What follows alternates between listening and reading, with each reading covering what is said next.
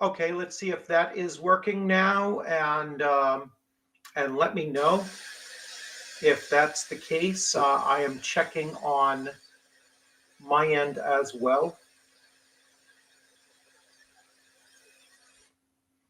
So if you're still having sound problems, let me know. And let me see what could possibly be going on because I've done nothing to change my.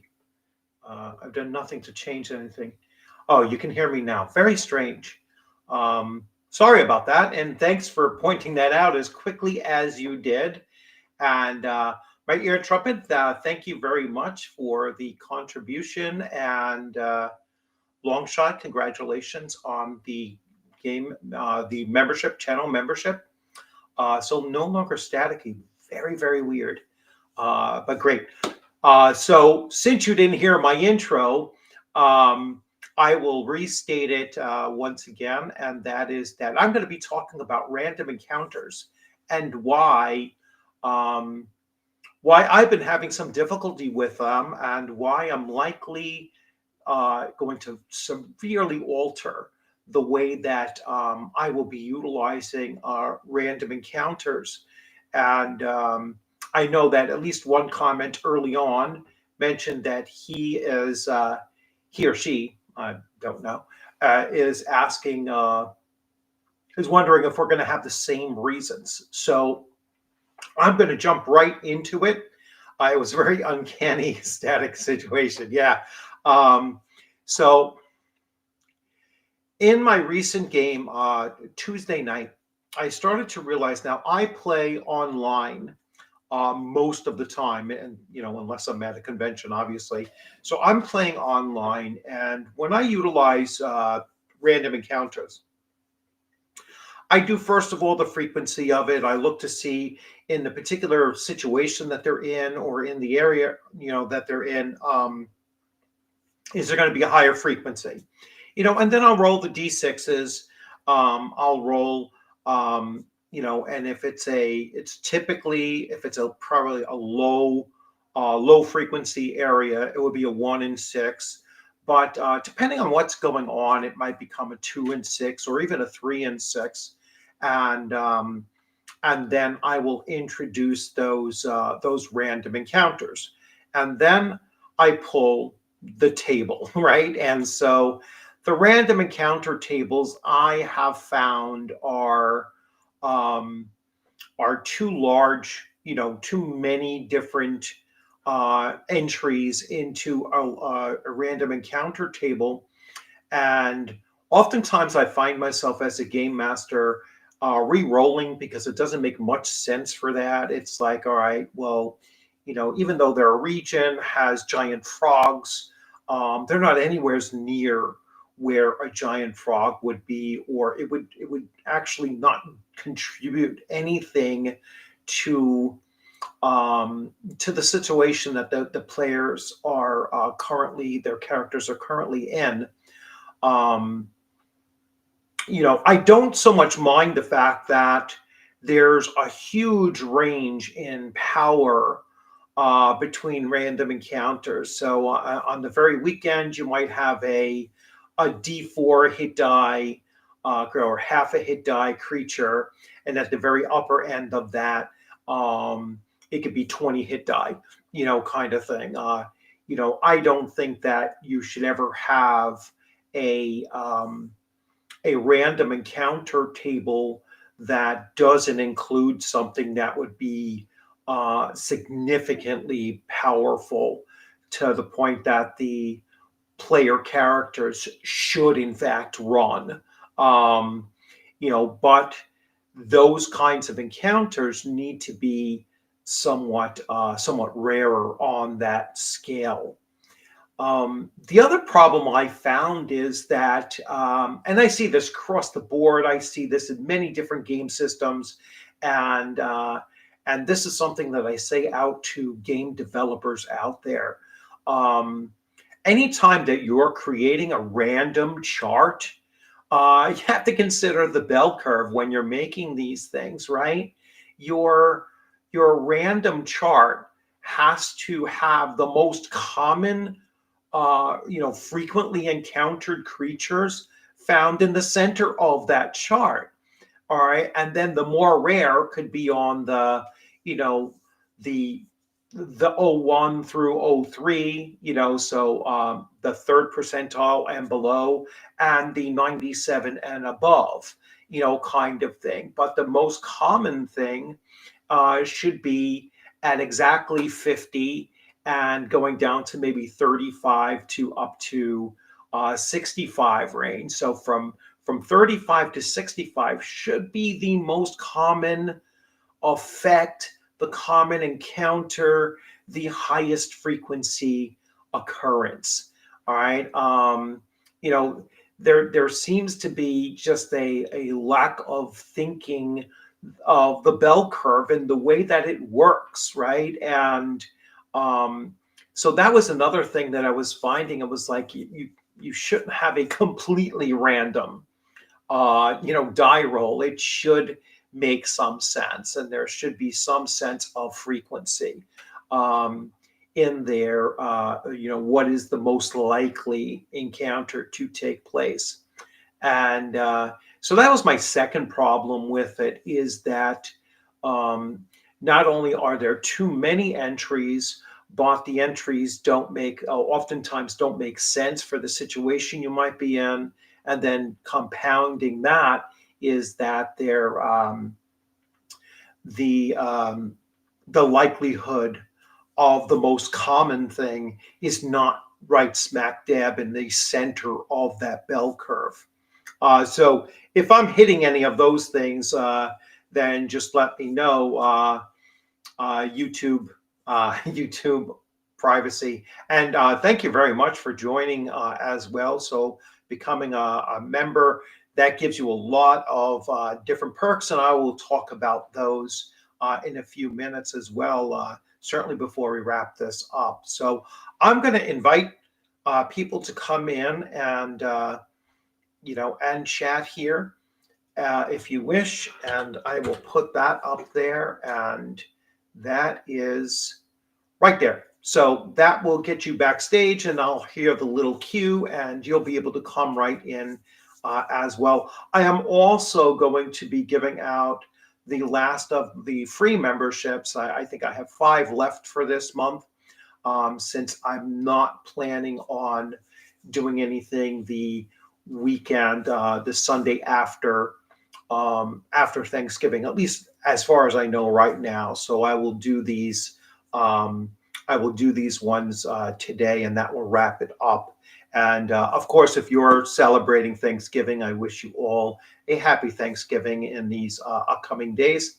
And just spend that time with family and friends, however you're going to do it, and enjoy.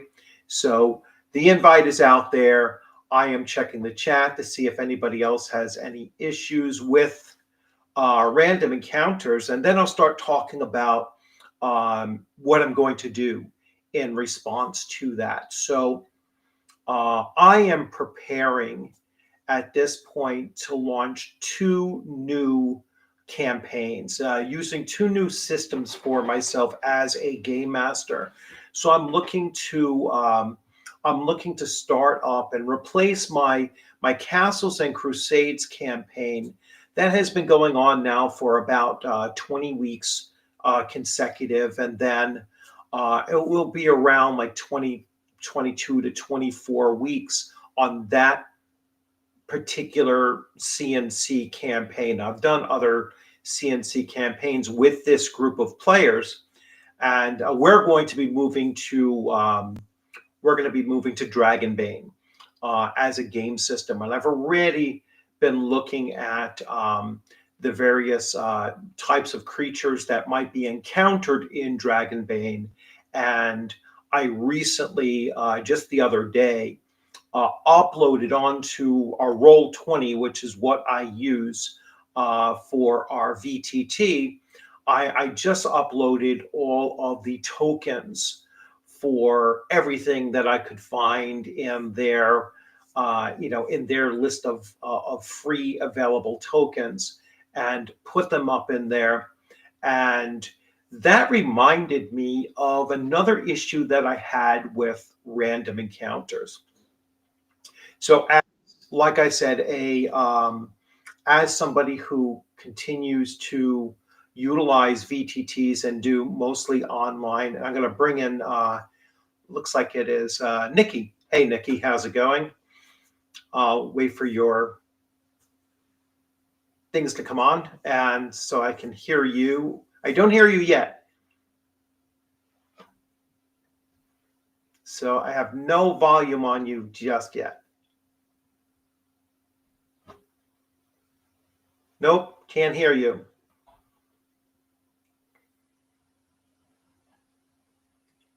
Cannot hear you.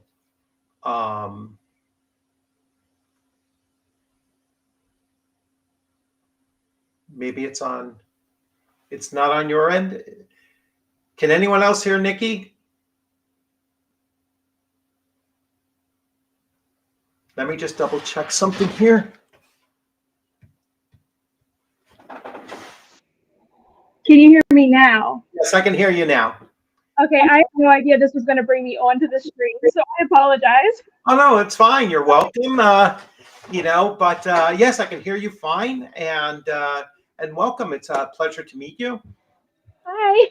Yeah. I've been following you for a while. I think this is like the second or third live stream I've managed to catch. Oh, cool. And so this topic something that you've encountered? No pun intended, but you've encountered some issues with as well. Yes, definitely. To me, I tend to run. I'm new to the sandbox thing, so I'm wondering if maybe that'll change my opinion a little bit. Right. But I've previously run story-driven campaigns, and I've always felt like random encounters have two main issues for me. One is which they're just not related to the story and therefore not interesting to me. And two, in order to run tactical combat, I need a map. Because I run Pathfinder 2e. Right. I need a map. I need to think about the tactics the monsters are going to employ, and that's just as much work as just prepping an encounter. So Right. what's the point of a random table to me when I have to put just as much effort into it as if I were just planning the encounter normally? Right. And yeah, I totally agree. It's like oftentimes, like when I roll on any kind of a random encounter table, whether it's it's D&D or any of the other game systems that I do run, and I find myself re-rolling. I'm like, nah, that doesn't make any sense, and Yeah. then it takes away, I think, from the immersion of the gameplay, especially since we're online on top of that. And then it's like, all right, well, now I have to go and find and create a token to put this thing in here. And now I'm doing all of this behind the scenes, but in the moment, kind of, just modifying what I was looking to do, or it became so cumbersome that I was like, you know what? I'm not going to use these random encounter tables anymore like this. What I'm going to do is I'm going to think about the creatures that I plan on there being the potential for an encounter, and stat all out ahead of time and have that all ready to go. Then start thinking about, well, the situation that the players are in the moment, and saying, well, yes, I did randomly roll that there are going to have an encounter. All right. And like I said earlier on, I don't know if it was during the static moment, but I was like, I changed the frequency of random encounters to occur based on kind of the situation that they're in. So it's not always a 1 in 6. It could be a 2, 3, or maybe even a 4 in 6. Like if the player party is just making a whole ruckus as they're going through a place, then it's not so much even a random encounter anymore. It's like, well, no, this is happening because you're making a big racket about being inside this lair or whatever. And I was like, you know what? So I'm going to just kind of adjust these things and make more sense, number one. And then just based on kind of like what they're doing, what kind of a risk are they going to bring them, bring down upon themselves as well? And and do you do something similar, or like, do you find yourself like thinking like, hey, they need more of a challenge, so here's something I'm going to insert? Yes, absolutely. I'd make a list of complications that could occur during the campaign, and some of those are encounters, but they're more planned than a random encounter list. And some of them are just things like an NPC shows up at the hag's house and insists that he be seen first. Yeah, Um, but the encounters will be like more of a challenge than just a random encounter of like six bugbears. yeah. So that's what I tend to do. Yeah, yeah, and I think that that's really important because like those expansive random encounter tables, there's always something on one end of it that's like, wow, I mean, it's probably not a Tarask, but it might be a dragon, and if you have a party of third or even fourth level player characters, a an adult dragon is going to be a huge challenge for them, something that they should they should run away from, or try to get by without being noticed or whatnot. Um, so I like the fact that random encounter tables do have challenges that hopefully the players are aware that, hey, maybe we should turn and run from this thing. Once in a while they try to talk their way through, a Mm-hmm. situation too, which I kind of like, but sometimes, you're not going to negotiate with ghouls. It's like, Yeah.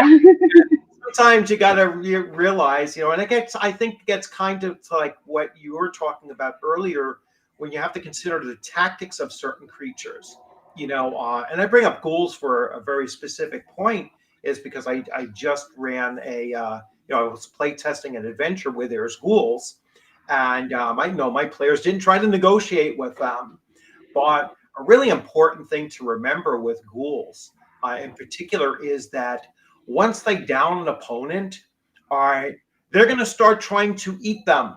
All right, they're not going to pay attention to anything else attacking them because they're not very bright to begin with, and Mm-hmm. their motivation is to feed. And so that's something that players need to be aware of, as far as the understanding the tactics of who they're facing against. Um, with experience, they'll learn that kind of thing. But it goes back into utilizing random encounters, and you as a game master having to be like thinking about what tactics is this going to introduce to the situation. So I really like your point that sometimes it takes a lot more work uh, than you can really put together on the fly. Especially when you know that you're not going to use every single thing on the random encounter table. A Right. lot of that work is going to get tossed, Yeah. or maybe used in the next time you run this campaign 3 years from now. Yeah, yeah, yeah. So yeah, I mean, I don't want it to be so railroady that they're, kind of expecting, hey, every time we meet this particular type of creature in the wild, it's going to behave the same way, and we can use the same kind of tactics. Um, but I also don't want them to think that, oh, you're just throwing something that, is going to devastate us, and that's another kind of thing that sometimes people will throw at you, is that hey, you're trying to kill us. It's like, no, it's like I pain every time one of you goes down. It's like, I might laugh a little bit about it, especially if it comes in the like kind of a really strange way or something like that.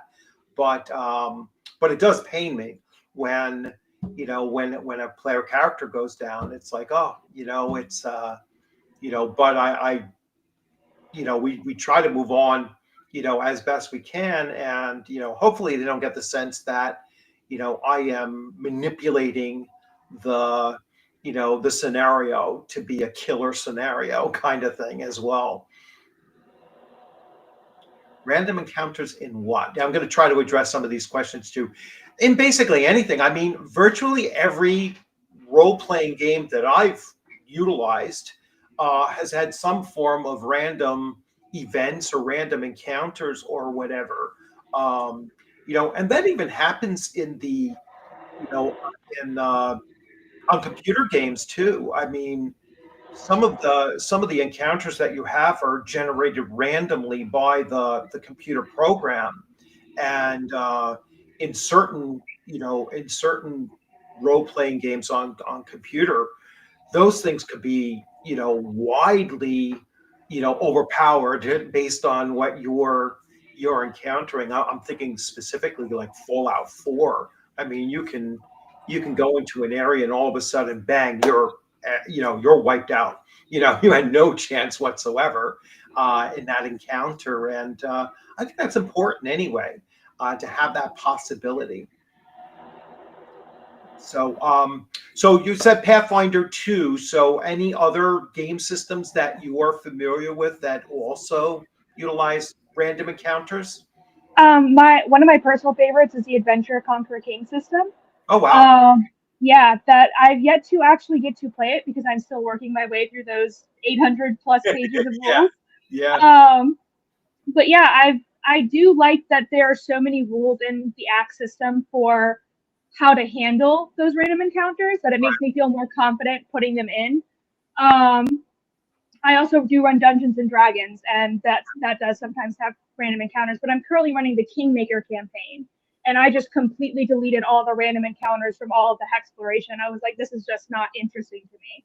Right. I can communicate to my players like, hey, you're finding a lot more demons in this area, or you're finding a lot more fae in this area, without having to make them fight an underpowered fight that's just going to go by in 5 minutes and it doesn't mean anything to them. Yeah, yeah, yeah. It's sometimes like I run into the same thing. It's like, oh geez, they're running into pilgrims again. How many pilgrims can they actually run into? And that's where I got to that bell curve that seems to be absent from from random encounters. It's like, well, I want to know what's more frequent. What's more probable of them encountering in particular regions, and the chart has to reflect that. And I haven't seen that anywhere. I haven't seen anyone. It's like everyone treats this percentage point the same as that percentage point. And it should really be a bell curve in my opinion. um so yeah, and not just D&D, Poseidon. I've run Fallout. I've run Shadow Dark has some random tables for random encounters. D&D, of course. Um, Gangbusters has random events, but those events usually include individuals that you would, NPCs that you would be having either conflict with, or looking to assist you or whatever. And that's the other thing that, and I'm sure you do the same thing. Like, not every encounter is a combat encounter.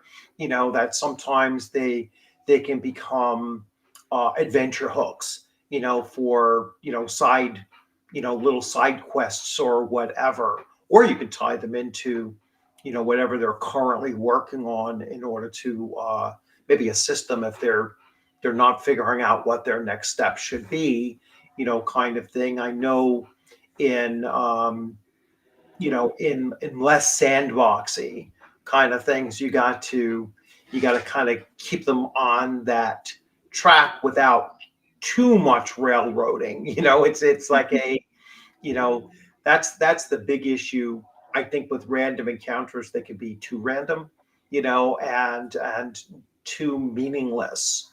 If it is just, all right, you got to kill some giant frogs for no particular reason whatsoever. That's what came up. um, so uh, what's your best experience using random encounters? Oh goodness. I truly cannot think of anything because you put me on the spot. There might be a story there that I just can't recall. Yeah. But uh, my mind is blank. If you um, hadn't asked me, maybe I could have yeah. told you. Yeah, I'll give you mine, which was just blew my mind. Was the players encountered a an NPC just randomly, and he was an escaped like servant. That he was being mistreated, and he escaped, but he also turned out to be a very good guide for the particular region that they were in. And so they kind of adopted him as like a hireling, and they put a lot into keeping him protected. And they were like, oh, we're going to deal with your issues back at home once we're done with this, and come along and be our guide. And after weeks of traveling with him, they he became almost like a Gunga Din kind of character to them, right? And he gets killed, and they went ballistic. Like, they were, oh no, we're going to drop everything that we were doing, and we're going to hunt these guys down, and we are going to slaughter them. It was like they instantly became like the most murder hobo-ish group, just seeking vengeance. And everything else that they were working on just got set to the side, and they went out, they wiped out this group of they weren't quite slavers, but they were certainly like kind of adjacent to that. They were smugglers. They did a little bit of everything, and they wiped them out like mercilessly. So I was like, darn. I was like, you guys are going all off. But it all came back down to that one random encounter that they just became connected to. And I was like, all right, that's kind of like what I was looking for in a random encounter that really works, and Mhm. becomes important to them, even beyond what I was expecting, and so that's my best, random encounter scenario after, 35 years of game mastering. That was my, that's a memorable point for me.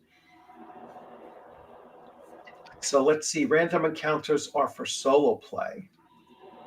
Oh, I don't know about that. I mean, sometimes if you're thinking about the situation that the players are creating for themselves, you're going to decide in that moment that no, there's going to be a consequence for that.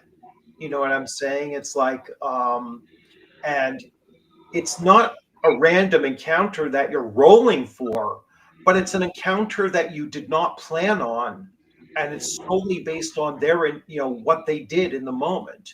You know, um, if they use a stick of dynamite or something of the equivalent to blow open a door, and they're in a lair, that is going to bring people in, on you, or creatures or whatever in on your location.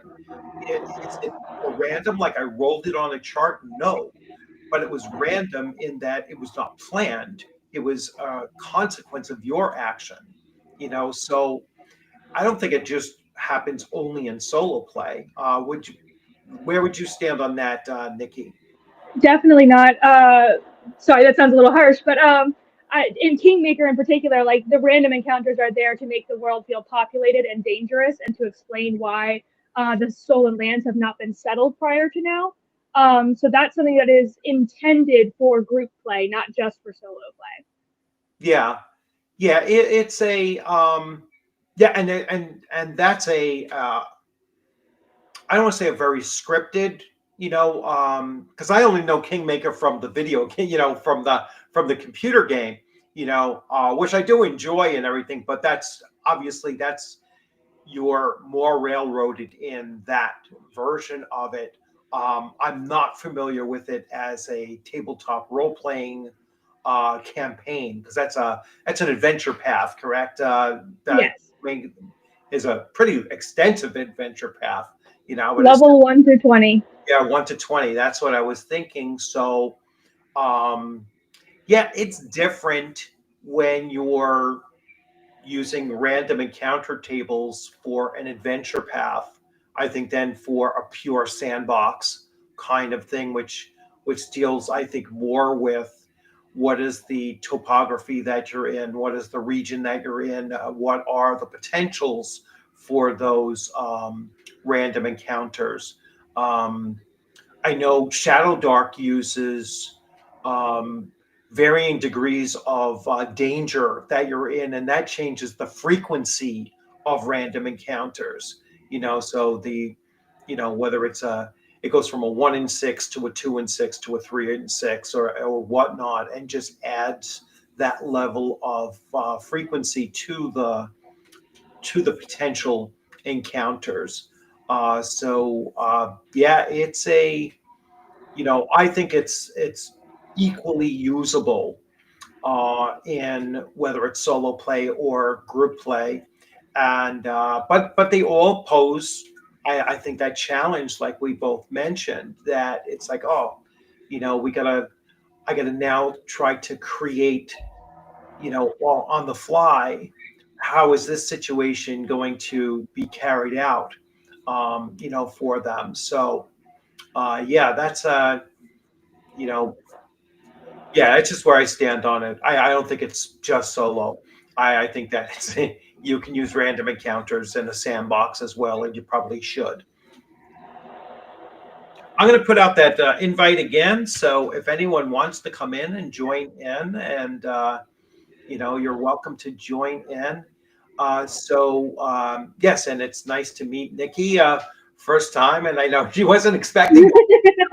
So I thought I was joining a chat room. I wondered why it was asking for microphone and all that access. I was like, yeah, sure. yeah. Uh, So, but well, hopefully you're become comfortable with it, and you jump on more because uh, so let's hear a little bit more about your experiences then with random encounters. So what are you currently? I know you said you're currently running Pathfinder Second Edition, and does that handle random encounters differently than whether it be Pathfinder One, which I'm assuming you started with, or I started as a player in Pathfinder 1, but I've never GM'd for Pathfinder 1, so I can't attest to the difference in how they handle random encounters. I did have a lot of fun in the Pathfinder 1E. I think we were playing Rise of the Rune Lords. Mhm. But it's been a while since I decided to just forego random encounters in Kingmaker. So I'm trying to recall. I don't think they had a 2d6 or 2d10 table. I think it was just straight 1d20. Right? I could pull up my notes, but I don't feel like it. Yeah. So I started out with telling my players like, hey, if this is going to be optional, if I'll tell you what you encounter and you can decide whether or not you want to play out that encounter or just bypass it because you're just moving through this text. It's a single day. It's not draining your resources. It's not, you don't have to worry about tracking anything. So it's just whether or not you want to do the combat. And after about maybe 10 sessions of that, we decided like they were just skipping so many of them because so many of them were just uninteresting. Right. And it was just taking up so much of my prep time to prepare interesting and random encounters for them. So we just don't use them anymore. Now, this is in-person play or is this online play? This is online. Online, yeah. Yeah, I found that the biggest stumbling block was, having to create a token, on the fly for this thing here. So literally, what I just did the other day was I uploaded all of the tokens for Dragonbane, onto my VTT, onto my Roll20, and I have a little tab that's token tab, and everything goes in there. And then it's like, now before we even start playing, we're not going to start until like December 6th, I think, is the first Tuesday that we're launching this. And it's like, all right, I'm going to go in there, and instead of just fuddling around with putting in their hit points and their armor class and their, the number of HD that they have, I'm just going to do all of that ahead of time.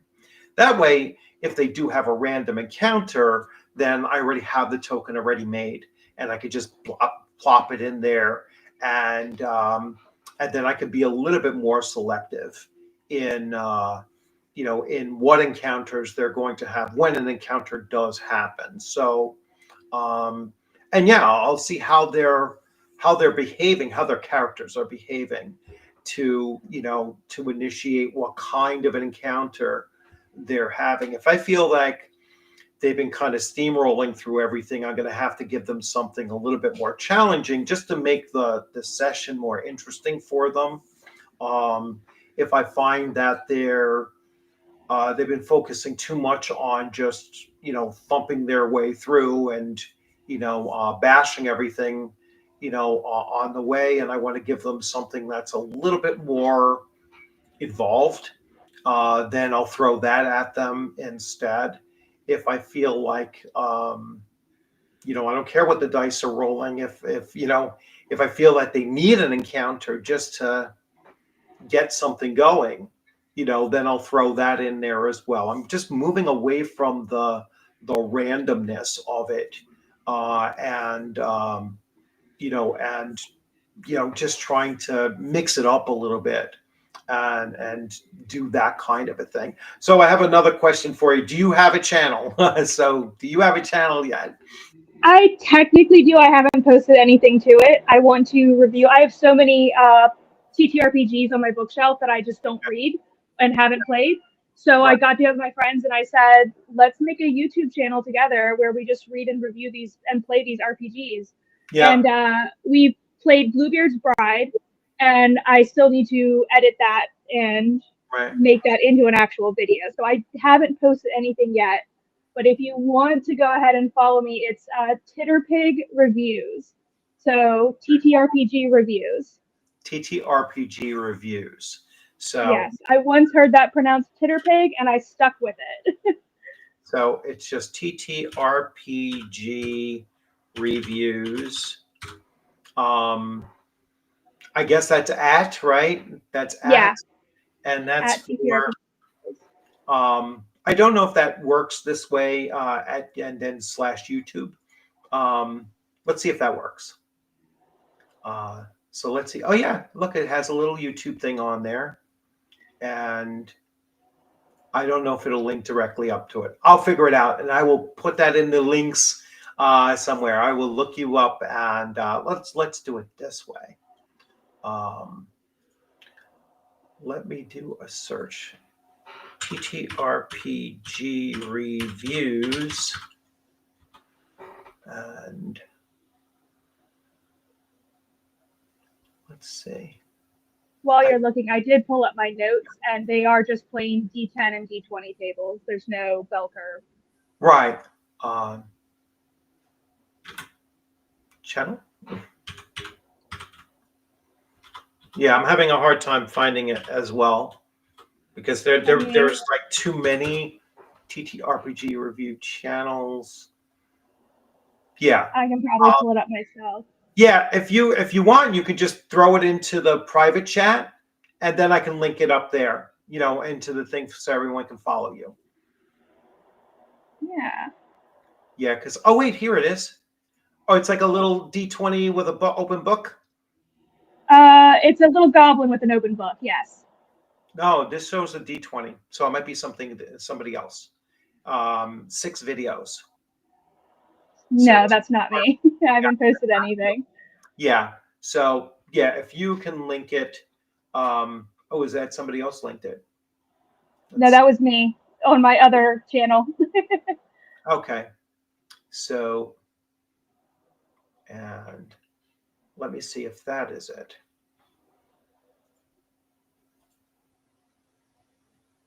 That's weird. That doesn't seem to be working either. Huh.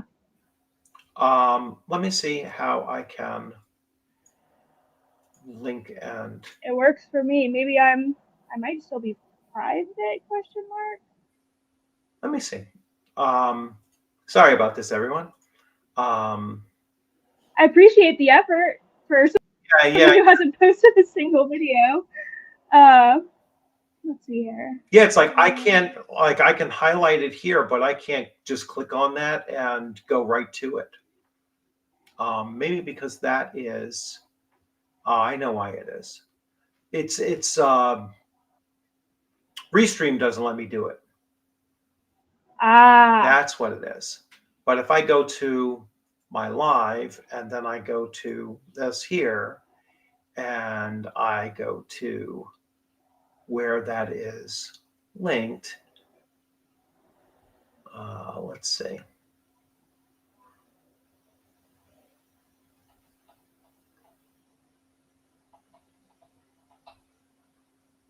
Yeah, that's very strange.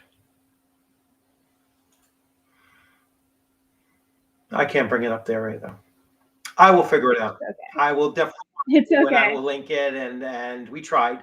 Um, yeah, I can't even link like hyperlink that. Usually, if you put it into the private chat, do you see like Hmm. the little private chat? Then I can actually connect it and link to it. Uh,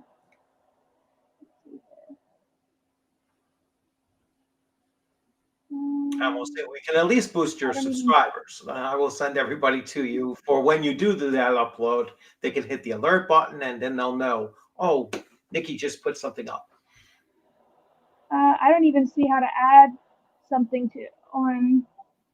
on the private chat. Yeah, Oh, that's weird. We'll figure it out. Yeah, it's good. we will It's get to good. Like I said, I don't have anything. yeah, yeah. So yes, Shadow and Sun. Shadow and Sun is one of my players, and he also has his own YouTube channel. So check him out as well. So Okay. he's the one asking, and Shadow, we will definitely figure it out and get it up there.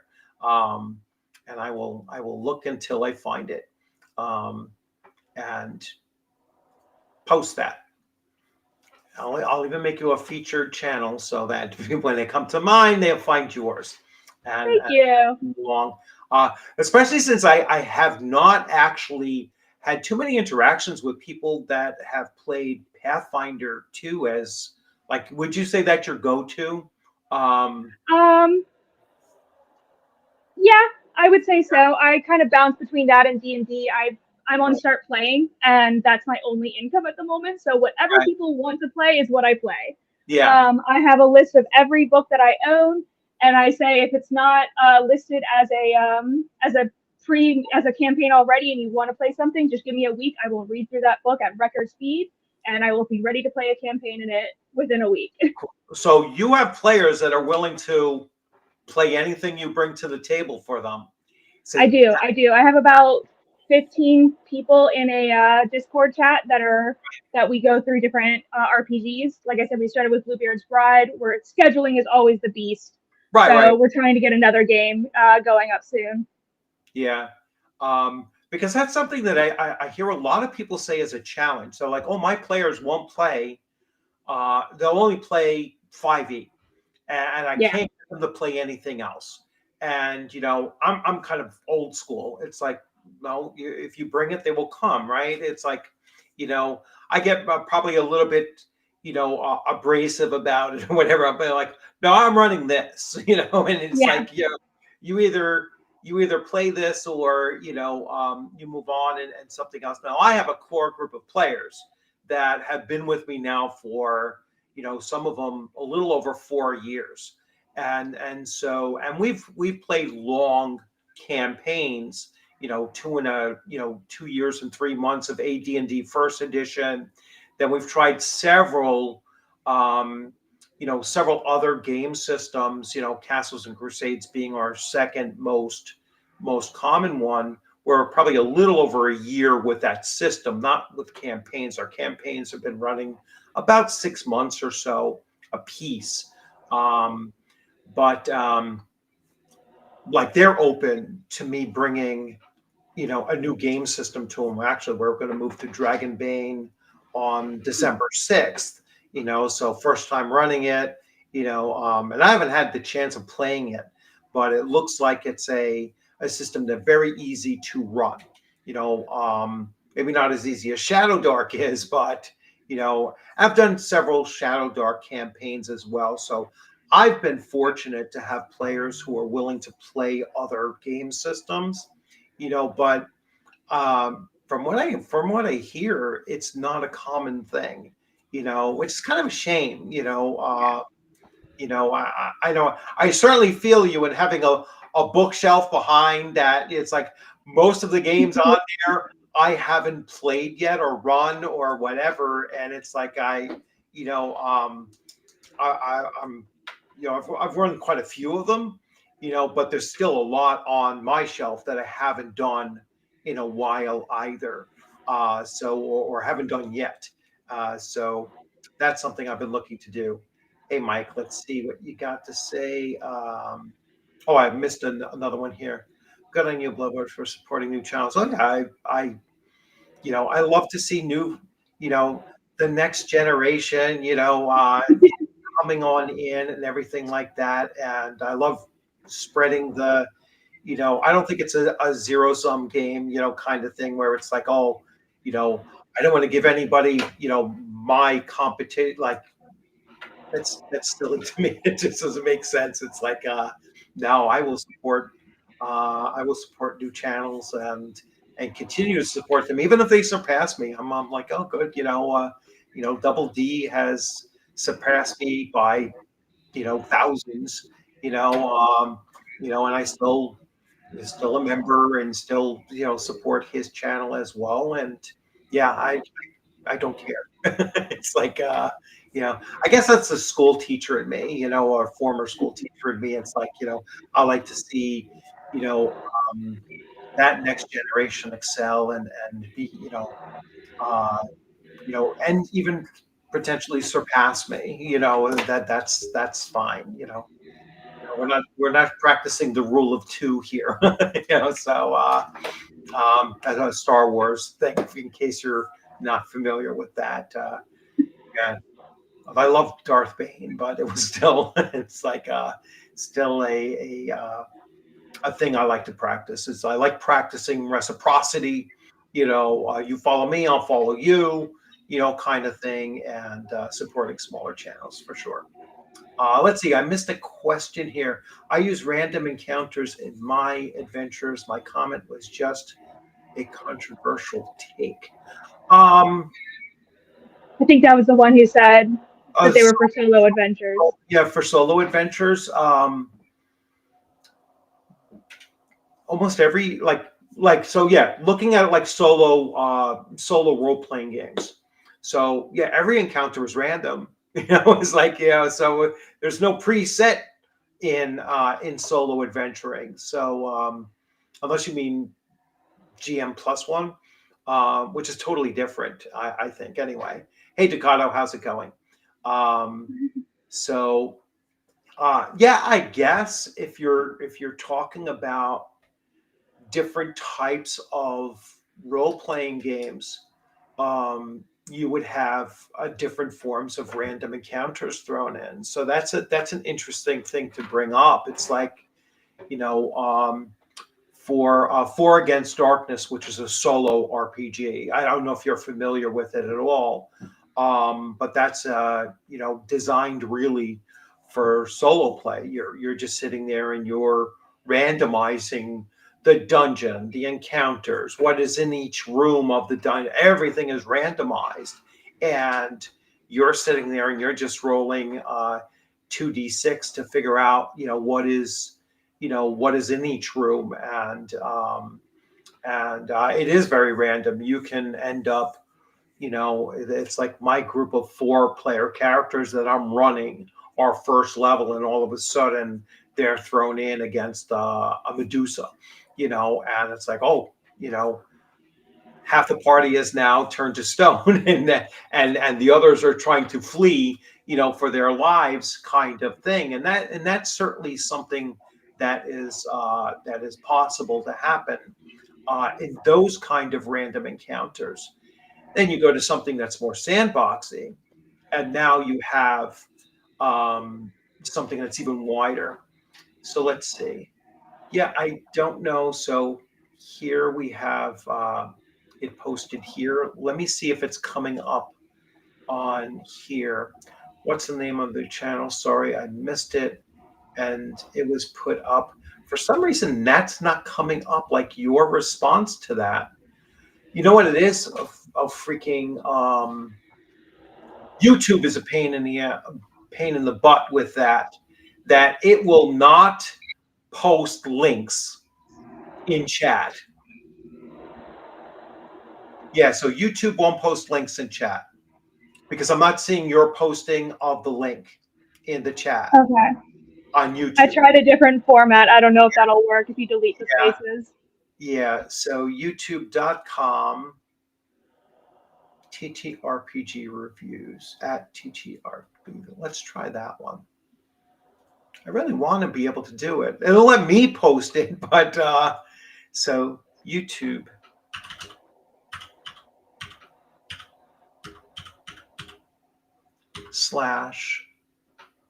TTRPG reviews with an S. And nope, it's giving me a. Did you put the @ symbol? No, I didn't. You're right. So YouTube at.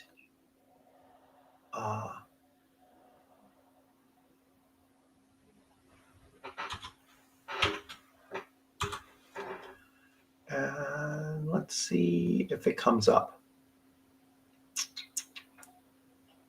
No. That's weird. Yeah, it's just wonky. It's actually saying site cannot be reached, and it's trying to do a network diagnostic. Let's see if this works. We're going to spend some time. Nope, it's not saying, so let's cancel that. All right. I don't know. I will find it, and I will be able to post it. That is a pain. Yeah, with that thing, YouTube has a thing about they want to think everyone is a spammer. Everyone is on the spam. So let me just do YouTube and get back to YouTube. All right. I think I need to figure it out just offline. I'll figure it out. If you're searching, it comes up.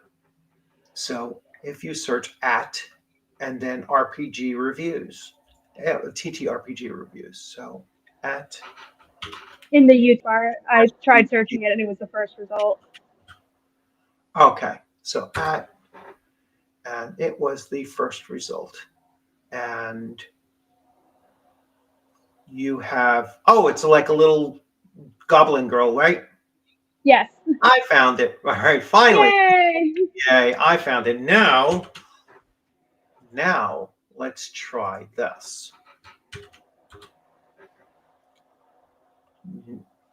Now I put it there, and let me come into YouTube and let me go to live.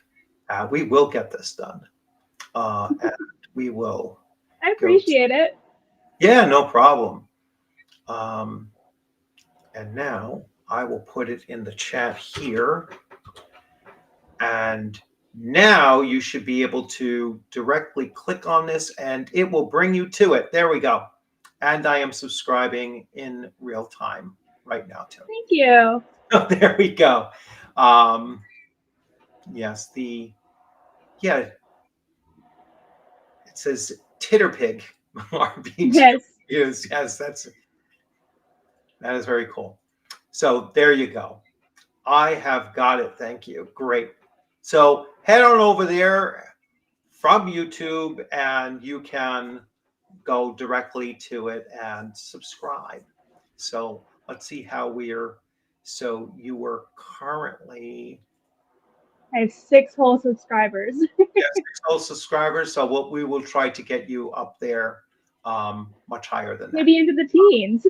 Yeah, maybe we'll get into the teens. Well, the last time I boosted somebody, they gained something like 40 or 50. So I'll have to actually post something now. yeah. Now you're jammed, right? Now it's like I was like, hey, the easiest thing is to do a little intro video, which should be like 3 to 5 minutes long, Okay. and then just let that, go from there. And Yeah, because I think they highly recommend that everybody do a little intro. Hi, this is me, Okay. what my channel's about, and and then let it ride. You know, my first whole year, I had something like I had like 35 subscribers, and it was like did I think it was like 6 or 7 videos. That was it. And but that was back 9 years ago. So it was, back then the competition was like, like PewDiePie or somebody like, it was like 30 subscribers versus 100 million. Yeah. And so I think it's kind of balanced a little bit, far more people follow far more channels than he used to back then. So, but anyway, um, yeah, you don't have an intro to Gato. So Gato has a great channel too. If you want to see someone who is doing adventure recaps for Castles and Crusades, but his channel is for painting minis, which is just ridiculous how good he is. So yeah, his channel is just incredible for that. So definitely check out that stuff. Um, so I started a channel a few weeks ago. If anybody wants to collab or stream or whatever, please hit me up. I'm learning as I go. Yeah, and that's the other thing too. You want to learn as you go. Don't worry about it. As far as everyone starts off. I still consider myself to be awkward. So on the thing, I'm not the greatest public speakers or anything like that, and I just go off the cuff too. I don't follow trends or anything like that. I just do what I want to, what I find interesting. Like this topic here. This topic I wasn't even planning on. I didn't have a plan until like this afternoon. I was like, you know what? I really want to talk about that encounter issue that I was having um, this past Tuesday, and I was like, all right, now I'll talk about that tonight. So so yeah, Mike, just put your name out there, your channel name out there. I'm not going to try to go through that thing again of trying to, yeah. Don't bother posting a link on YouTube because it won't show. But anyway. Um, so let's get back on topic now. And if anybody else wants to join in, I will put up the link for that. This link works. I think any link from me works, and it blocks everybody else. So that's the way that Restream and YouTube works. But anyway, so I asked you what was your best use. What was your worst scenario created by a random encounter? I think there's nothing that stands out as so horrible, just so much as they were all just kind of boring, which in itself is kind of horrible when you're playing D&D. You don't want to Right. be boring ever. Um, Mike Necrophant just posted his Yeah. channel. But yeah, no one stands out as like, oh man, that really sucked. But they were just boring. They just weren't interesting. They took a Yeah. lot of prep time to get to be even mildly interesting or mildly tactical, and just ended up being boring. Yeah. Um, yeah, I guess it's like before I throw it out there, like like when I'm making the roll and I was like, oh, frogs, let's say, giant frogs. Oh, that's so there's only so much you can do with giant frogs. you know um so I would just change it up and look on the list for something else that might be a little bit more interesting. um Now I don't know. I would hope that my players would tell me, hey, you know what, that's you know that wasn't that encounter really didn't contribute anything.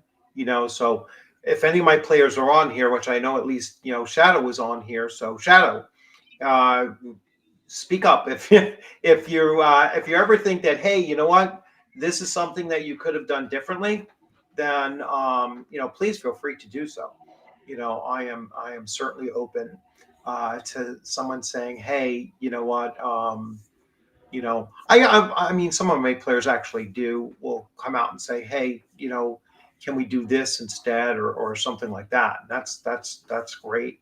um Certainly helps move things along. I like to talk about things in between sessions, which is another really important thing to do. And and that's something else I'm going to do with my random encounters is for my Hyperborea third edition.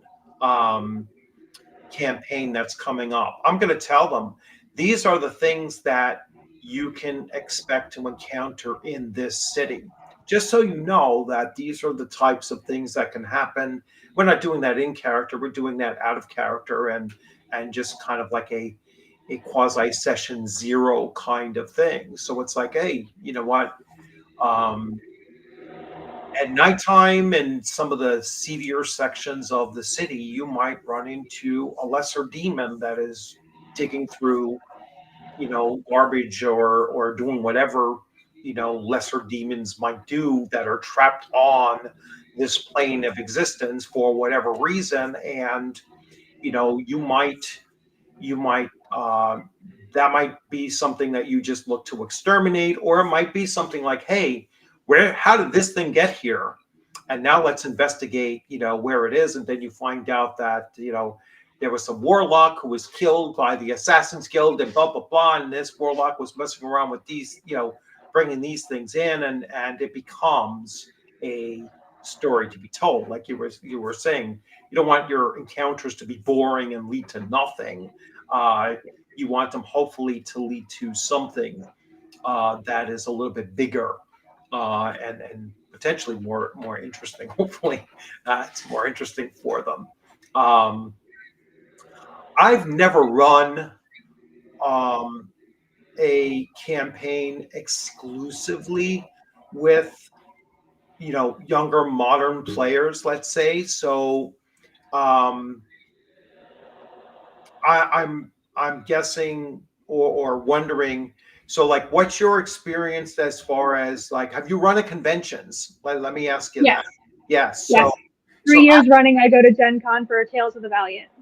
okay, all right. So and so what has been like on average, like who's sitting at your table on average It's for? a pretty healthy mix of the Yeah, grognards and the younger generation. right. Um, I will say it is overwhelmingly male, um, which I never really gave two thoughts about before going to these conventions. And I've had one woman in my 3 years running Yeah, 6 games each year.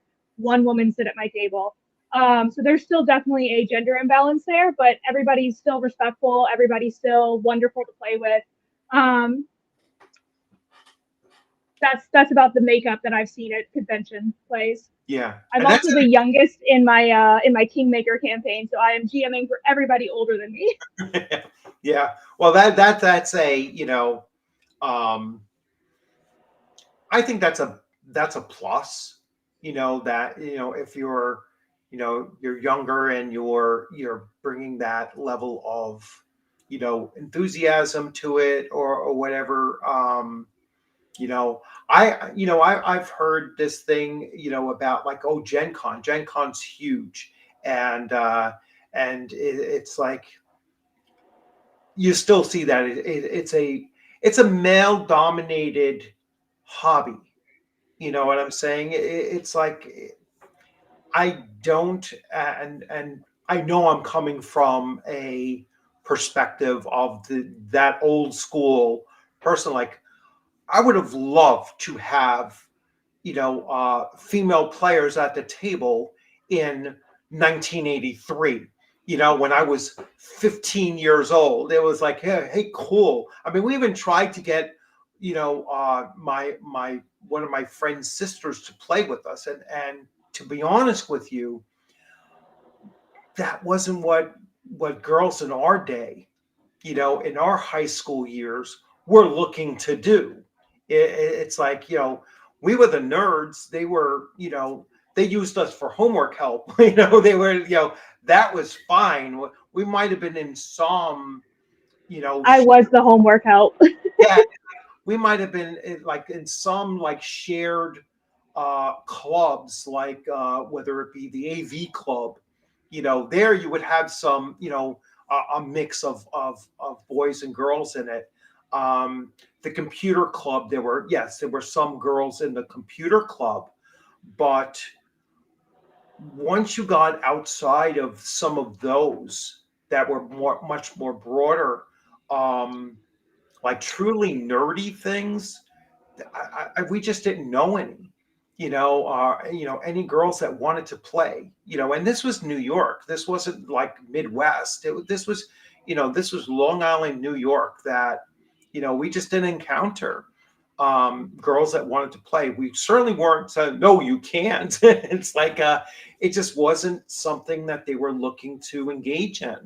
Um, so it's like, just hasn't been my experience. Now, recently, like I've been running games at conventions now since 2018 is when I started doing conventions, and then in-person conventions in 21, early 22. So just after the pandemic, and started to get in person back again. I was like, all right, I'm going to start running, and I've actually had uh, you know, female players at my table at conventions, um, more often than not, actually. You know what I'm saying? So pretty, but those are much smaller cons, Yeah. and so that's just more likely. I have a female player in my group, and she's been with me going back to like one of the longer of my players, so 4 years now. She's been in my group, and she plays in multiple of my games, whether it's Gangbusters or Castles and Crusades or whatever. I mean, she's up for playing everything, that I put out there. Um, so yeah, it's an interesting thing because you hear more things about it that turn out not to be true. You know what I'm saying? It's like, uh, it's not as gatekeepy as some people make it out to be. Mhm. It's not as exclusionary um, as on the other end, it's not as inclusive as people make it sound to be either. It's like, no, it's still like an 80-20 or a 70-30 split, Yeah. how, and, you know, um, I'm not going to say it's a, oh darn, there's nothing but at my table. I wish there was something different at my table. And I'm also going to be like, yes, finally I have this particular checkbox at my table now, and it's like, no, I'm just happy to have 5 people sitting at my table. I most frequently at conventions have husband and wife, or partners of any kind, at the table, and that introduces a totally different dynamic that actually I see as a positive. You know what I'm saying? It's like, yeah, because you know, it's just different, and they play differently when they're together, and it's like, that's something that I like to see at the table. And for anybody else that's an experienced game master that plays at conventions, because you have no control who's sitting at your table, and that's a big plus, and so that's an interesting thing to deal with. And to get back to our topic of random encounters, and let's combine them up, conventions. You tend not to have random encounters at conventions. Is that your experience as well? Absolutely. And especially the way I run them, I would have cut them out regardless. Yeah. Because I'm actually kind of notorious in the Tales of the Valiant Gen Con group for running like the shortest games.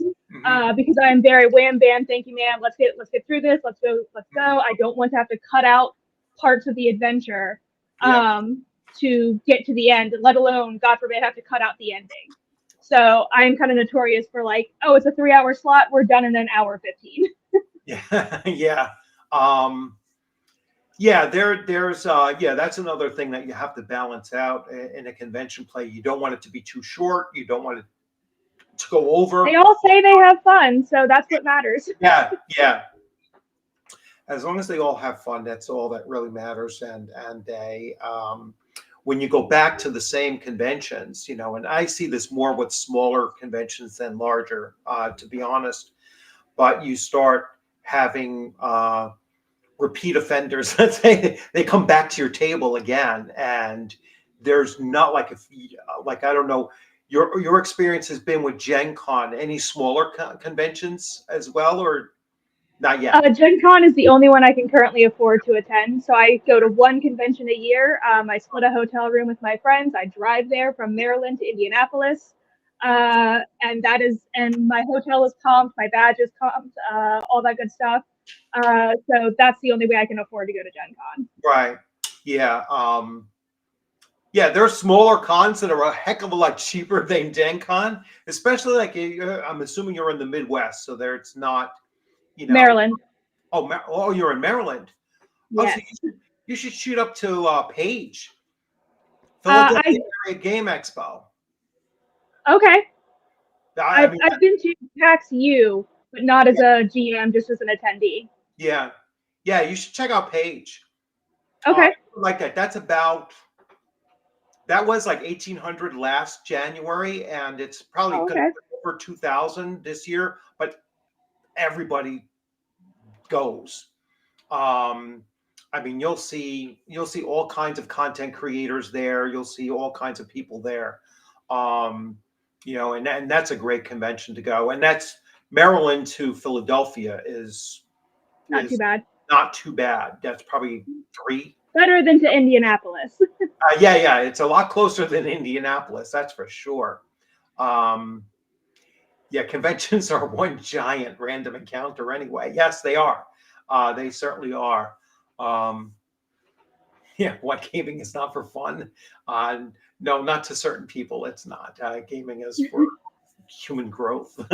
So it's like which you can do, but that's not the purpose of it. It's the purpose is to yes, it is to meet new people and to enjoy your 4 hours of time with one another, and hopefully when you go back to those same conventions again, you start to see more and more people that you recognize from previous years, and you start, hey, I want to play in your game next year, or yeah, you're welcome to come to my table every time. Like I said, in I go to smaller conventions, and then my largest was Page with almost 2,000 people at it, and I get the same people at my table at these smaller conventions year after year after year.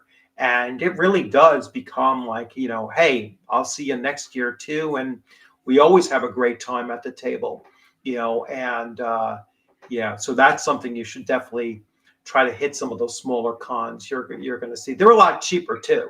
I mean, Yeah. especially if they're in driving distance of you, you don't need a hotel or whatever. They'll cost you $35 to attend. You know what I'm saying? It's like, Yeah. hey, I can go to a 2-day con driving back and forth between my house and there, and the whole convention is going to cost me 35, $50. You'll probably spend more on food than you do on that, on actually attending the con.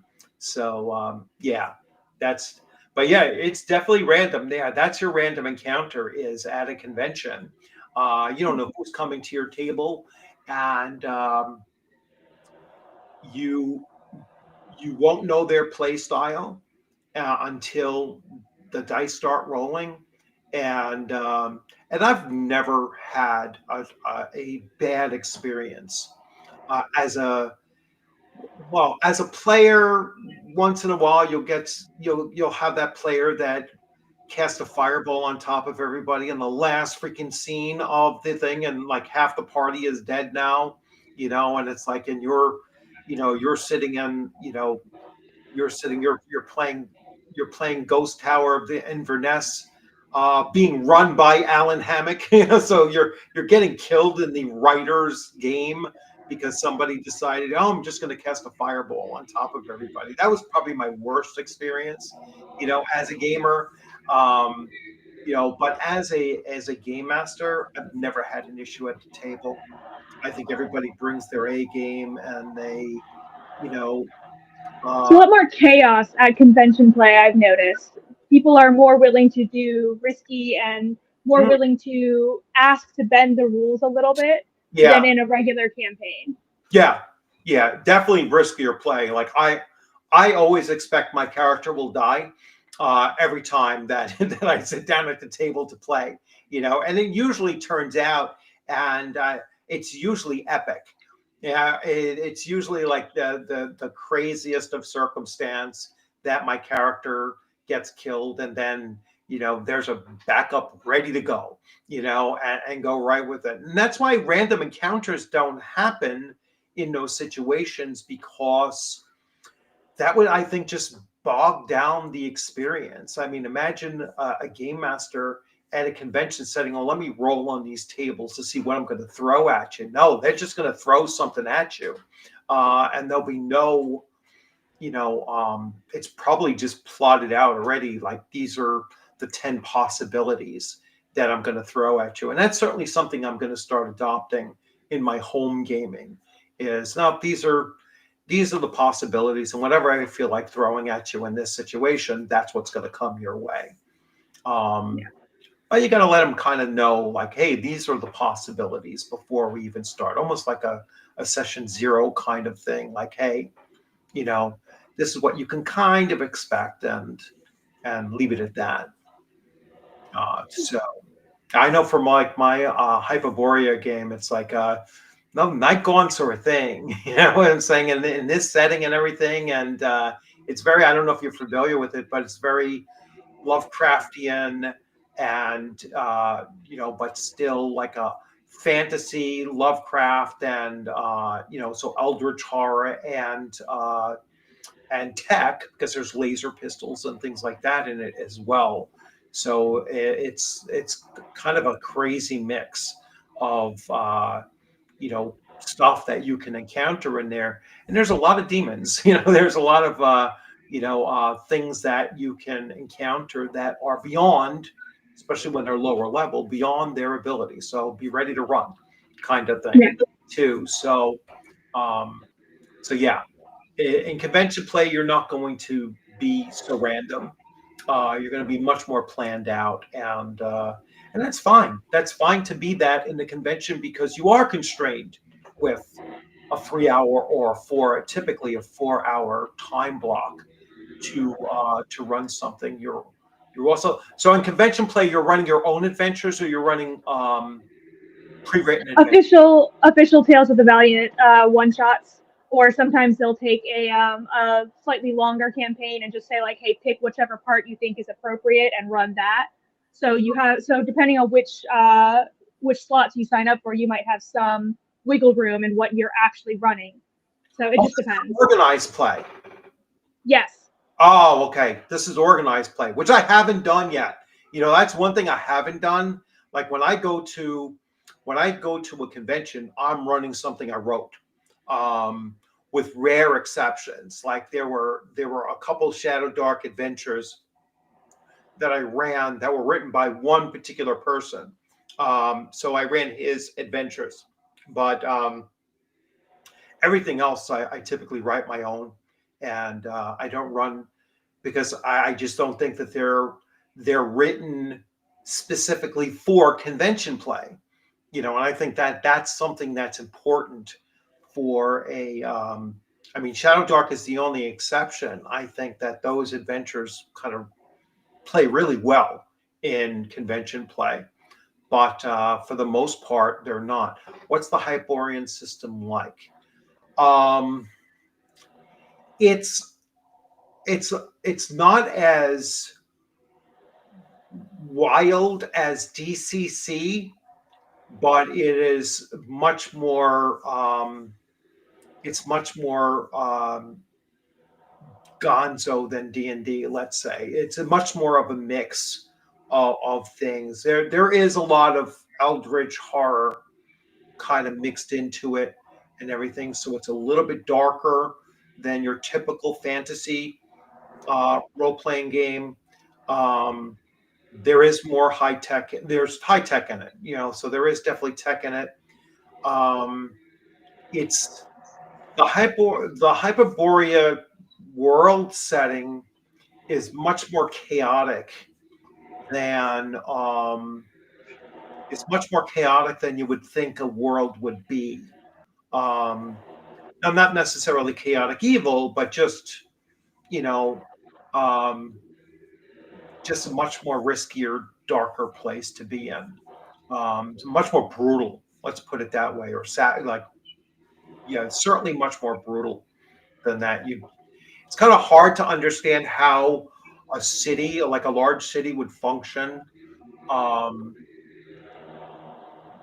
chaotically. You know what I'm saying? It's like, but when you read through it, you kind of get a sense of it. Like, all right, I see how this is kind of working, but it's really, really tough to, to live there, kind of thing. But people gravitate to it because it is the place to be. It is the capital city to be in, kind of thing. But it is definitely a challenging place to live in. It's going to be fun to run a campaign set in that city, in that particular place. Every place else beyond there is freaking brutal too. So it's like, wow, it's a totally chaotic world. Um, I don't know, kind of like our own, I guess. So but anyway, it's like what second edition D&D should have been. All right, so kind of vague. So yeah, it is certainly. Um, I don't know how familiar you are with that game system, Nikki. Not But at all. I just pulled it up in another tab so I can buy it soon. yeah, it's a really really interesting system, and it's like I grabbed. Uh, Let me grab the one that. This is what I'm going to introduce my players to. So they're at some point in their thing. So this is what they're going to be facing. So Rats in the Walls. Now, Rats in the Walls is is an H.P. Lovecraft story that short story that is converted for this setting here. And there's a couple other adventures in here, and this is for first and second level characters. So there are several things here that really are centered in the main city of Comorium, and so that's why I grabbed this. Now, am I going to run this straight up? No. All right, I'm going to put my own twist on it so that in case my players have that, they're like, oh, I know exactly what we need to do, and do it. No, it's going to certainly be twisted around. Yes, Takata was mentioning that there is a Black Friday sale taking place. Everything is going on sale. Oh, it's on sale right now for, was it 20 or 25% off? I think it's like 25, it looks like. 25% off. So, yeah, if you can grab the. He just put out. Jeffrey Talanian just put out the reprints of the third edition. So they've been addendumized. Basically they've fixed them up a little bit. What is hand pink waving? Hand pink waving. I don't know what that I means. think that's the emoji. Oh, okay. Hi. I guess so. Welcome there. Tweet PX, new I name. think that's one of my players. Oh, that's one of your players. Oh, cool. I think it's very similar name. Okay. Well, that's cool. Yeah, so welcome as well. And let's see. So yeah, there is a. So what's the optimal format for convention adventure? 5-room dungeon. I'm thinking fast paced is possible and pulpy. Pulpy for sure. Yeah, that's for sure. Yeah, you want that kind of tone going on. I like I like you have to assume when you're writing an adventure for players at a convention that they know nothing about the system. And so I like it to showcase some of the system things in there as well. So um and then there's the you want to make sure that there's something there for now I use pre-gens at conventions. Do you do the same? You give pre-gens out for Yes. yeah, This past year, they had the option to make their own, but I don't think very many people did. yeah, yeah, yeah. So yeah, you're going to use pre-gens, and I like to put out pre-gens. Now I like to put out an abundance of pre-gens, right? I'll put out like if there's 6 players, there's going to be 12 pre-gens for them to select from. Although I do kind of constrain how many character classes. Like 'cause some systems you have 16 character classes. I'm not going to throw out 16 character classes out there. I want to kind of hone it into the core 4 plus maybe 2 or 3 other options in there, and then give like twice as many out of the same so and then let them choose from that.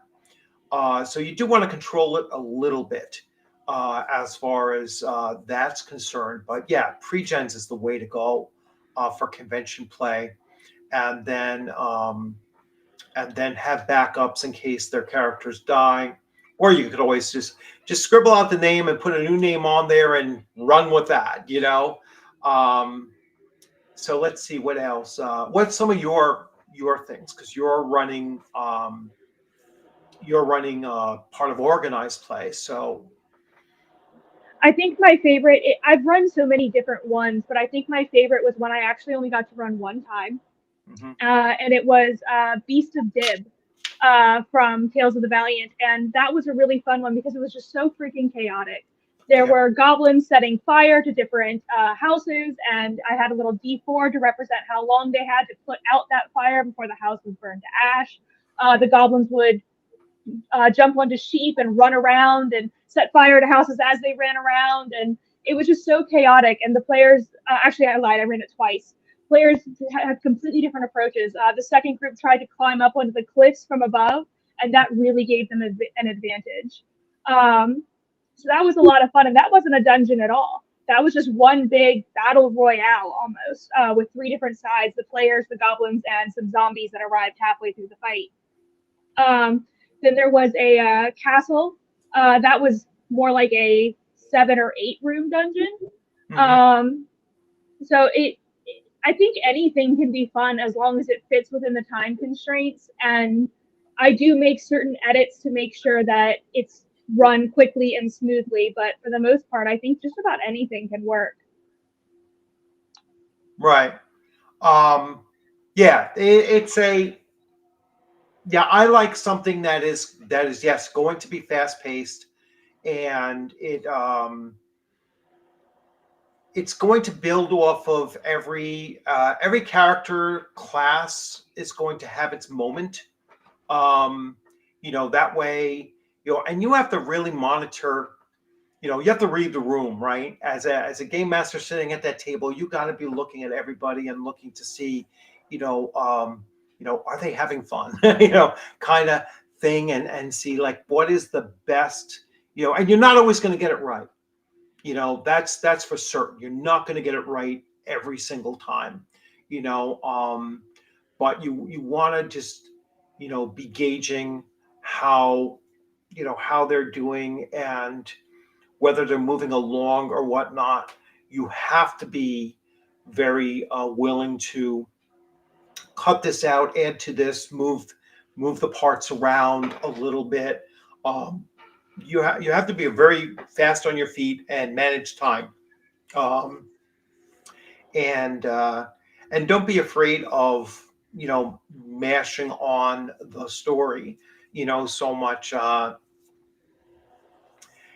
You you have to expect that you're going to have some player character deaths because players play boldly when they're not playing their own characters and they're in that kind of convention kind of mindset as well. Some of them have that expectation that their characters are supposed to be very bold and doing that. And if you have a high paced, high action thing, that's going to happen. That's pulpy. That's what you're really looking for. But you don't want to have like total party wipes is something that you shouldn't let happen in convention play. I'm not saying you're going to fudge the dice roll, but you have to change the situation. You have to insert things into the situation to prevent that, even if it's even if it's completely fabricated. I'm saying it's like, because I think total party wipe is something that you shouldn't let happen at a convention table. That's to be a fail. You don't want everybody, all right, we all have to stop and re-roll new characters or do whatever and everything. Along the way, fine. But has that been your experience? Like, how many character deaths have happened at your table in a convention? I think actually, other than the one TPK I did my first year because I was fairly inexperienced at convention play and I didn't realize just how disappointing that was going to be for the players to fail. Other than that, I think zero. Uh, Largely because I give out Rule of Cool tokens, so I have had players exchange those to say like I just don't die. And that allows each player that helps me give each player the spotlight without having the mental load of having to think, how do I give this player the spotlight? Right. I just let them bend the rules a little. I've had them use it to jump up a building and pile drive an enemy. I've had them use it to tear down a tower where all of their enemies were sitting, and just completely bypass the end of the adventure because they were supposed to fight them, and instead they just pulled down this rickety crumbling tower. So I don't think I've had any other than that one TPK that looking back, I would not do it that way again. I would have found some excuse for them to keep going. Yeah, so I had one occasion. I had 7 players, and this was Shadow Dark game, and they were crossing this ice bridge. And the ice bridge was designed to be, a real hazard, right? So it was like, if you fail your dexterity check, you're going to start to fall. Then you need to make a strength check, and then and I was using tokens that they get to roll with advantage if they start falling, and they have enough tokens, which the system was really designed for them to have a lot of tokens, and then there was tokens in the pool too in case they ran out of theirs, and they can utilize them. So there was like chance after chance after chance for each individual player character to stay on the bridge. But you do 3 really low rolls, even with rolls with advantage, and it was like, nope, you're going to fall. And the first player character fell and fell to their death. It was like the chasm of doom, kind of thing. And I was like, oh,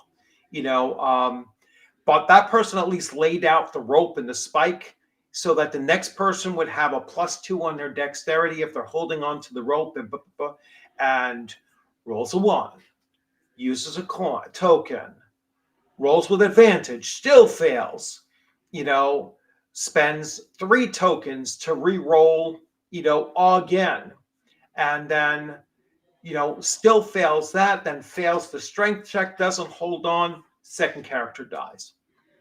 Third character coming across, being extra careful, extra slow, getting bonuses and falls and dies, after spending up all these coins.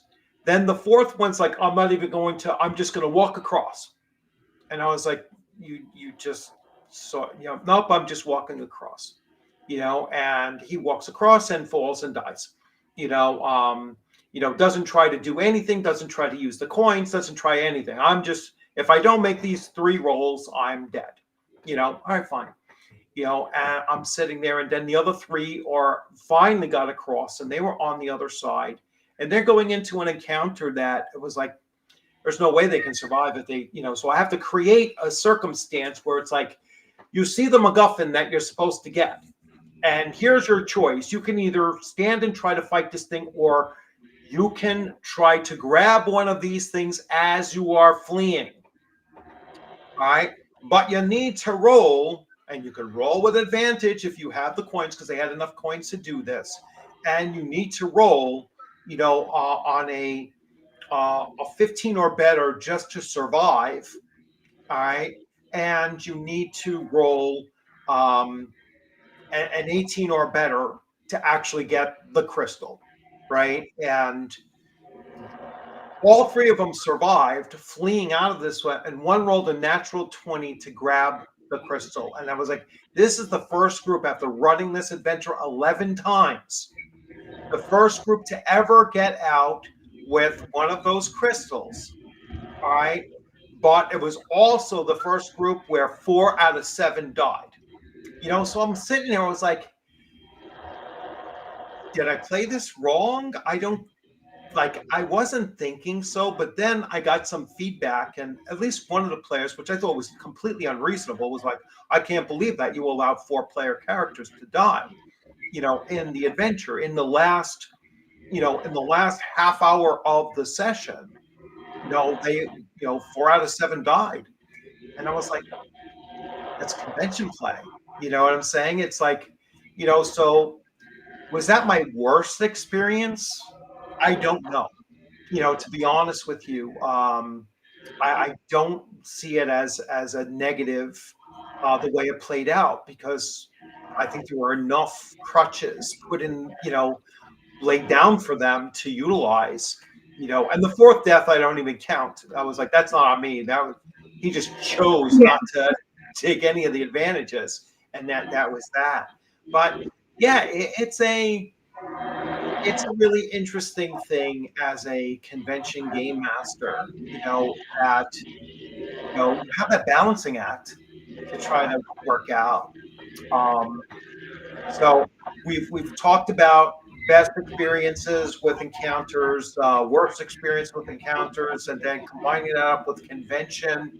So what's the next challenge you're looking to tackle, whether it's a new system or just a new thing? Like, I know you've eliminated, encounters as being an issue anymore. You're just gonna, utilize them. So where else do you see you going with modifications, let's say? In my Kingmaker campaign, they are actually just entering an arc that I'm adding on to the campaign myself, where they are stuck in the abyss for a while and trying to find their way out. I have done some homebrew arcs in the past, but some of them were disastrous, and some of them were just kind of like, that could have been better. So I'm trying to make that a learning experience and get better and better with my homebrew, to the point where I can run a whole campaign that isn't pre-written. So that's my current challenge to myself, is so they're about to enter an abyssal city, and I have to make all these different points of interest in the city and everything within that point of interest. So it's kind of a sandboxy kind of thing, which, again, as I mentioned, I'm a little inexperienced with. So that is my challenge to myself, is just getting better and better at that homebrew and getting more familiar with the sandbox type of play. So Tweep is your player. And yes. And you're an awesome GM. That's so good to hear. Thank you. Let's see. So making characters is my favorite part of D&D. I've only played as a pre-gen once, but that was for Daggerheart, when I had no idea how anything worked.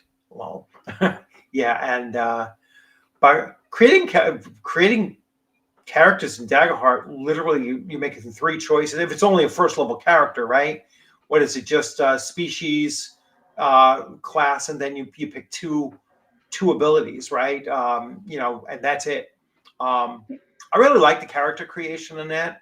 I don't so much. I think it's very railroady. A little bit too story gaming in my thing. But glad to have it. It's a beautiful box set, you know Mhm. what I'm saying? But I don't know how much legs that game has to it, Yeah. as far as and not to get too much on a rant on them, but it's like the fact that Critical Role season 4 is not Daggerheart to me is just a vote of no confidence from the people that created their own game system. I just don't get it. They must have been paid a lot, uh, not to run their own game system. But if they don't do it for if they don't do it for season 5, then I don't see any reason to even consider running that game system. But anyway, that's a separate thing. So yeah, Takata is longtime friend of the channel, and we've met at 3 conventions now. And he's played in my game. He played in that particular event, not that specific running of that event, but he's been on an ice bridge and he knows it was a challenging encounter, but very fairly run in my experience. Yeah, it was certainly it was meant to be a challenge. It was certainly meant to be a challenge, and it proves to be a challenge. I like making I like making the environment a challenge too. It's like yeah, the environment can beat you. Especially when you're in the frozen wastes of Azir and the Hyborian age. In Conan's world. Uh, Lately, I've been running groups of 2 players. I give them 4 luck tokens apiece and generally give them leeway on certain actions. I think luck tokens are good currency for that. Yeah, and luck tokens allow them to be much more creative in what they're doing in convention play in particular. Luck tokens make it more pulpy. That's for certain. And let's not forget the first game system that introduced luck tokens. All right, and it's a fairly obscure one, I think, for younger people. Let's say anybody like under 40. But James Bond, 007 Victory Games from '83 was the first game system to introduce, basically luck tokens, fame points kind of thing, or hero points that you could use to make remake roles or do extraordinary things. So yeah. Um, let's see, Pathfinder Kingmaker. There was a question about it. I think they were just asking if that was the game I was running, and yes, it is. Yeah, it was okay. I didn't like the combat at all, though. The other stuff was pretty good. I think she's Daggerheart. yeah, Daggerheart. Um, from what I've heard, no personal experience, Daggerheart isn't good for long-term games, and that might be possible too. I ran into somebody at a convention running it, and then he came onto my channel and he was talking about it, and he's kind of always R-ing the gameplay of Daggerheart to make it more of a traditional TTRPG, running it at the table and everything. And I think that's where the long term might come from. But like I said, it's not built into the system. But the same argument is made about Shadow Dark as well. Shadow Dark is not, first of all, you only go from level 1 to 10, and you gain those experience points pretty darn quickly.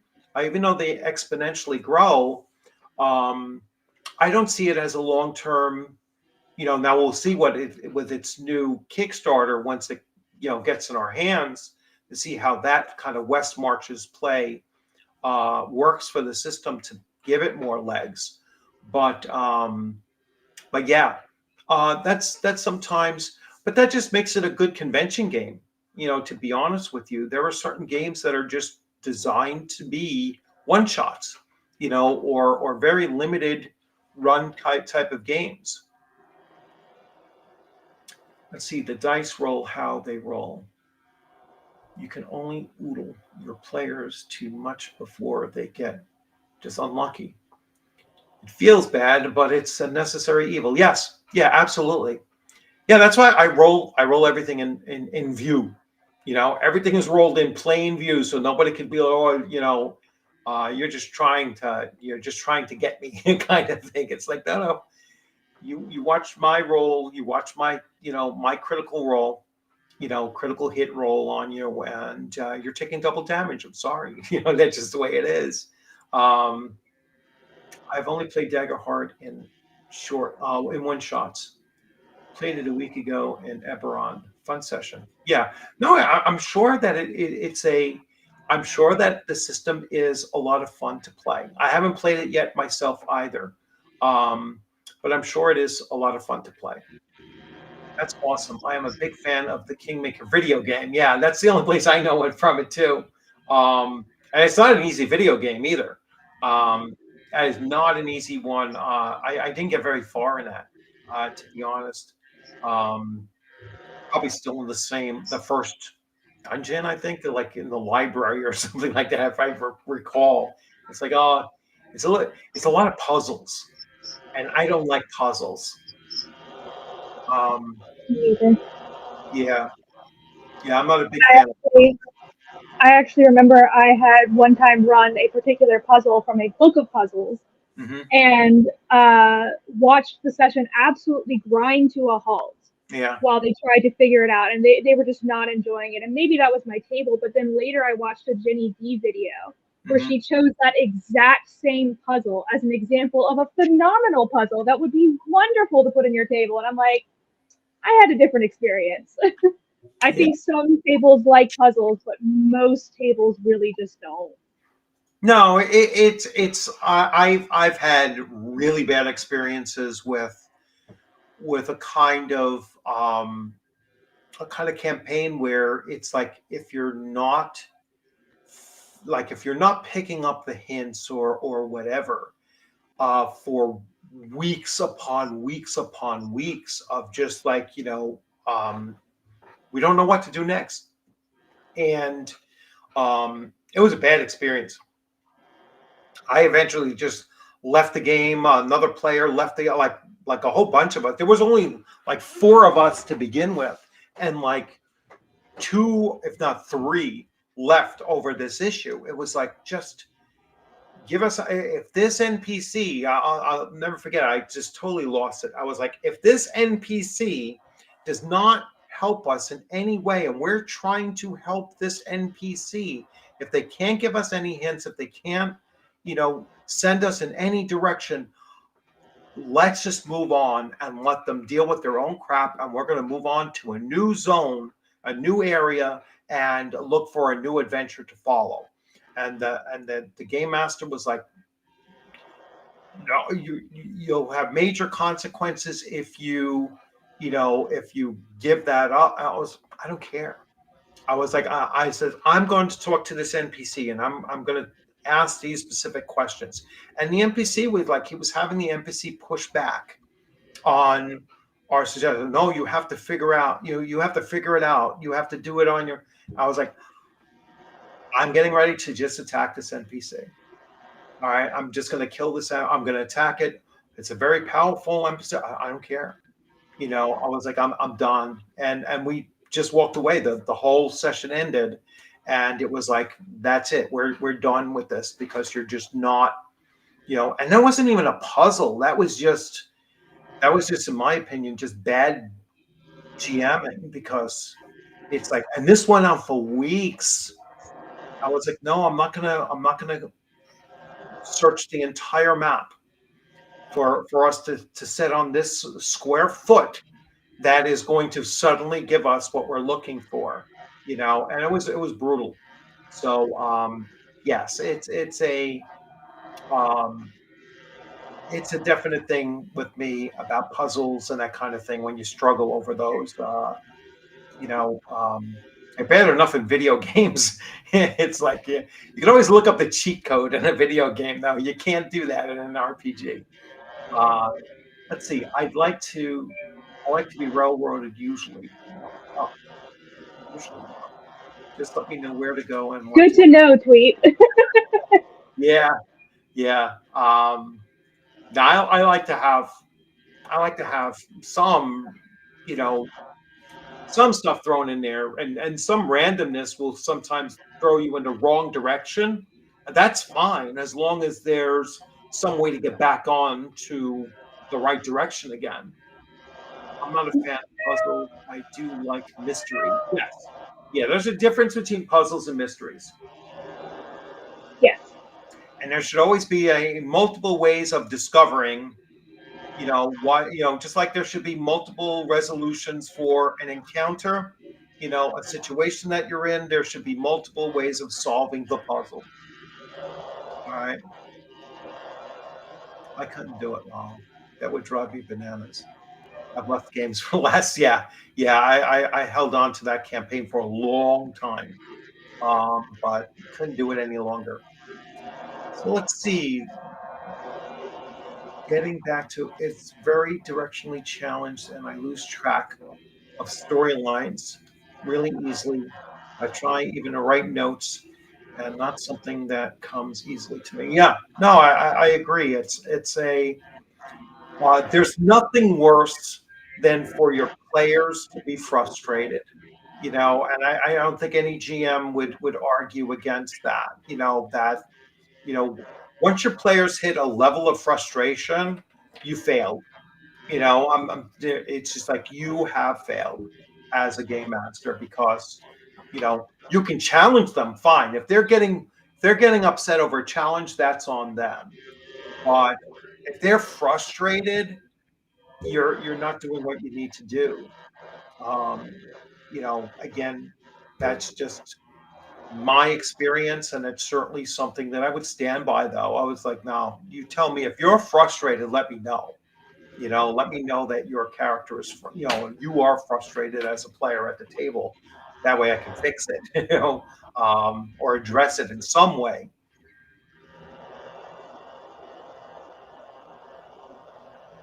Yeah, if you're gonna railroad me, you better buy me dinner first. Yeah. Uh, um, yeah, it's like I just want to know that, like, if you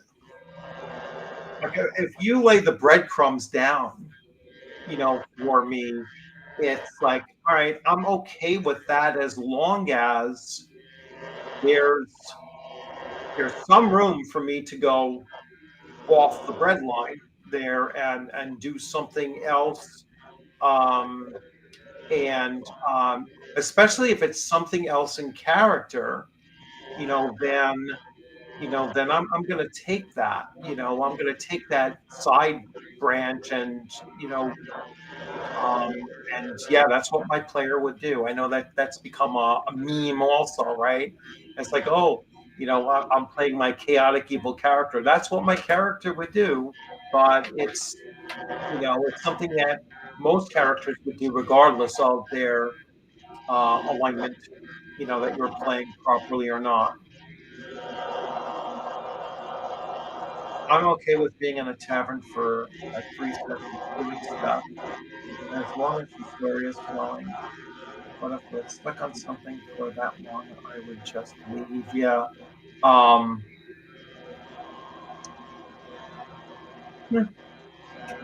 yeah. I like it. I like it to be pulpy. So there's only so much pulp you can do in a tavern. So it's like, yeah, you could have a nice brawl, I guess. Or you could have an interesting way of introducing new players to the group through a tavern situation. But yeah, that's another thing. Like starting, that's another whole topic I could do a weekend on. Is how do you start out player characters in your game session? So maybe I'll do that next week. That'll be next week's Sunday thing. How to start a new campaign off with new player characters, especially first level characters. Um, yeah, what's your experience as far as like starting characters? Do you like this Pathfinder? have the same thing like 5e where you're starting most players want to start like third or fifth level? Uh, I've not had that experience with Pathfinder. Yeah. But I tend to, as far as just getting everybody together, I have a pretty much baseline rule that unless the module states otherwise, and that's really necessary for the story, I tell players like you've known each other for at least 3 months. Tell Okay. me how long you've known each other and how long and how you all met each other, and I let them decide that. But I don't Right. like starting with the players with the PCs like, oh, I don't know you, I don't trust you. It's like, no, you know them, you trust them, Right. you've been working together for a while. And starting out at first level or like in your Yes, home? first level. Every Pathfinder game I've done has been. Actually, I do have a one shot that I run regularly at my local game bar. That where they're third level. But for a longer campaign, it's Yeah. always starting at first level.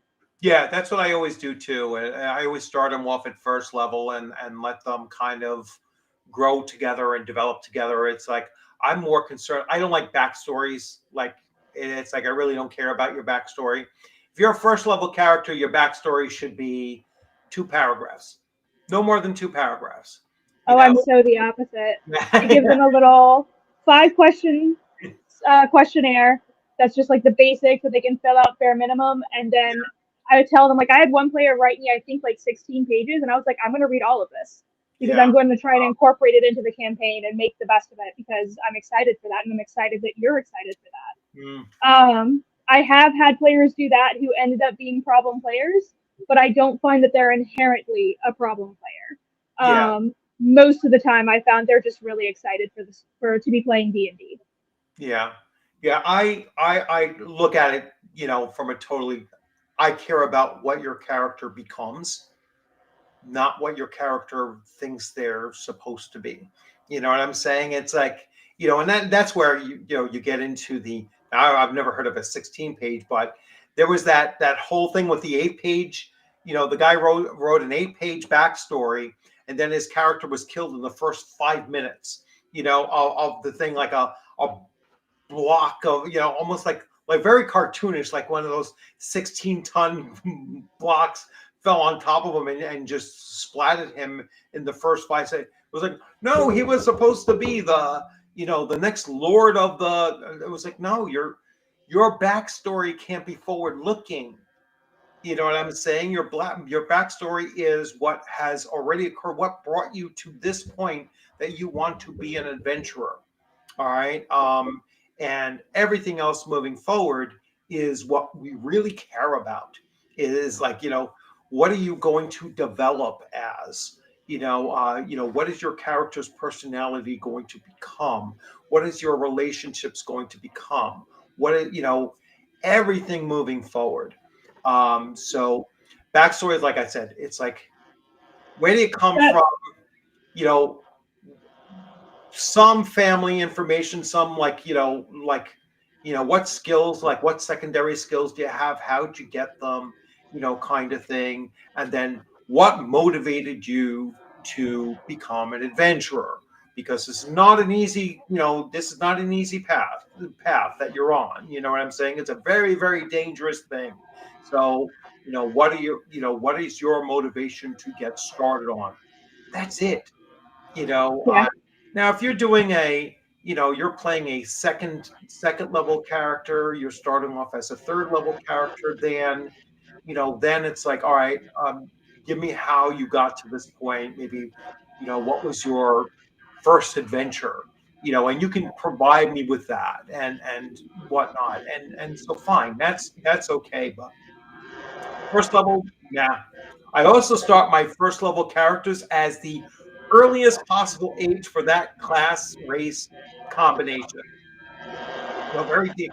So if it's like a fighter, a human fighter is 17 years old. At first level, you're 17 years old.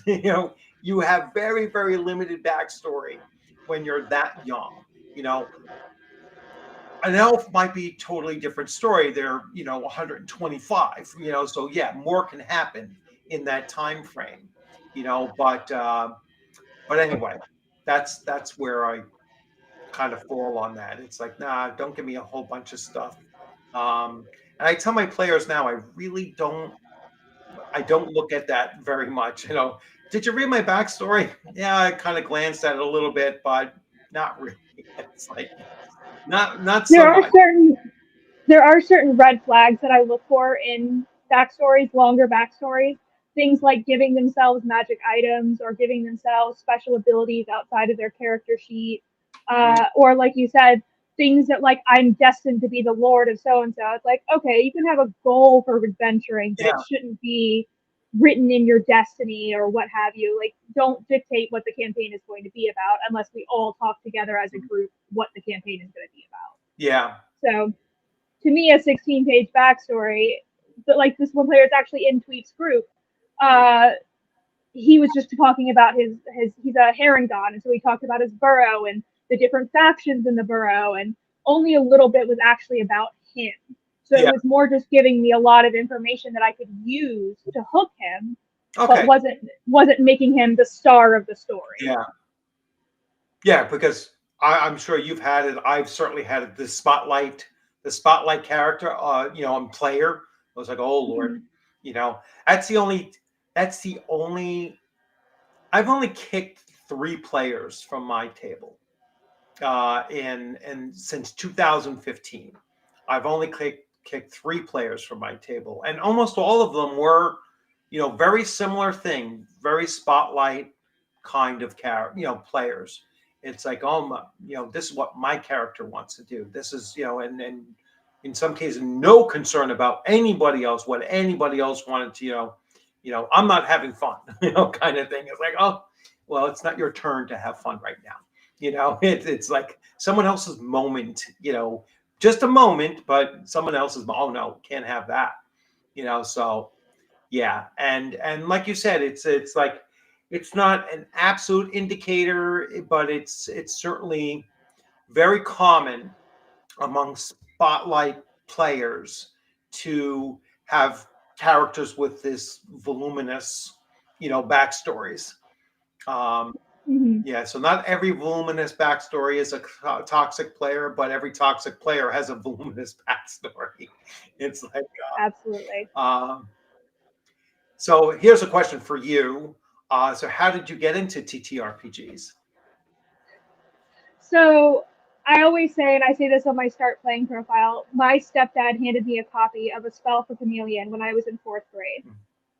Now, I've tried to reread that book, and I should not have been reading it in fourth grade. It was very inappropriate. I don't think he realized what he was giving me, but it sparked a love of fantasy in me. Mm-hmm.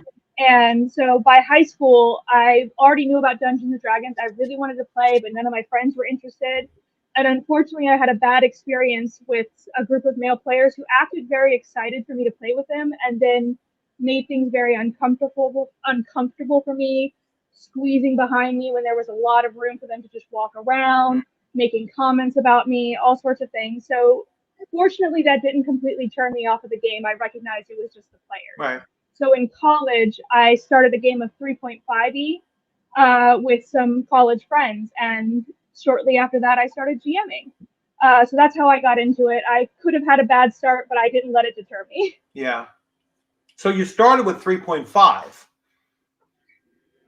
Other than the 2 sessions I played with that group in high school, Yeah. yes. Oh wow. Yeah. So that 3.5 is like early 2000s, I guess. Yeah, 2000s certainly. Yeah. Mhm. So yeah, cool. So yeah, if that was directed to me, I started when I was 11 or 12 with AD&D First Edition. I always thought it was Holmes Edition. Like I thought that that's what my game master started us off with. So I reached out to him recently, on Facebook, and I was like, I know this is kind of out of the blue, but which was the D&D that we first started playing? And he was like, "Oh my God!" He was like, "What are you asking me that for?" Because I literally haven't, like, we've been in touch like once in a blue moon, like over these last couple of years, but it's I mean, he was my DM back in '78, so that's how far back, I was reaching back. And he was like, "No, it was AD&D First Edition." And he was like, "Don't you remember your first character was a lizard man fighter? All right. Now, that was more of a Holmes edition thing, where you could play anything that was in the monster manual. That but he let me play a lizard man fighter. Um, that I was like, all right, I remember that, and I remember his name too was Dat, which was the initials of the artist from the monster manual. So that was a Trampier picture, and I was like, oh, I love this thing. So, but anyway, yeah. So my start was '78 with so I would have been 11, possibly 12, uh, and that's AD&D First Edition.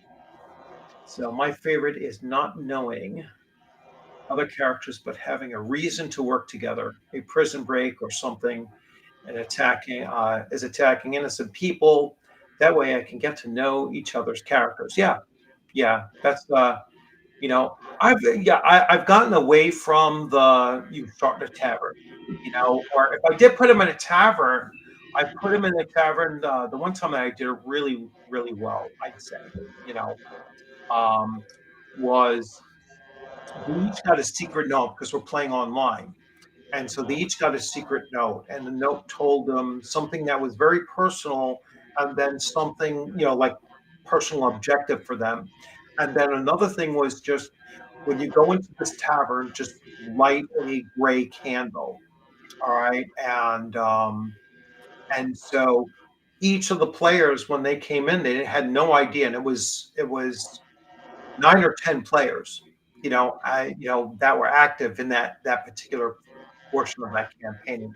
Eventually shrunk to 8, but as they were each doing the same thing, and they started noticing, oh, you see a dwarf in the corner of the room, and he has this gray candle in front of him, and then they started piecing it together, like, oh, I'm gonna, and it was very organic, and they were just reaching out to each of these individuals and be like, yeah, I don't know anything about this. They started discussing, what do you know about this gray candle and why were you told to do this? I really don't know. All I was just told was to come here and light this gray candle. And that's how they all came together, still unknowing what the purpose was. And then they got brought into a side room where then it was laid out to them. We have a specific quest for you guys to do. And that was the introduction. So it was the only time that I ever did anything like that in a tavern. That was each player had no idea what was going on. They just had that one little thing to focus on, and that became something that was just memorable for everybody. It's like, hey, you remember how we came together in this situation? And it was great. And like I said, most of those players are still with me today, and that was 2022, or 2021, 2022, somewhere in there. So anyway, let's see. My favorite is not knowing each other's character. Otherwise, we don't get to do the small talk. Yeah. Shadow Dark has one word backgrounds. That all the backstory you need. Uh, yeah. Um, I use backstories. Some are a bit more elaborate than others. Almost all of them twist a little, then they get worked into adventure arcs. Yeah, the only time I really took someone's backstory in as an adventure arc, like as part of something, was he said that his father was killed by a mimic, and so um, he always had a like just a total disliking for mimics, and so it just so happened that we were doing an adventure and there was a mimic in it, and he was like he went like totally off on it and totally built it in to it. Now, I didn't place that mimic in there for him, but he certainly did something from his backstory to utilize it. So, all right, let's see.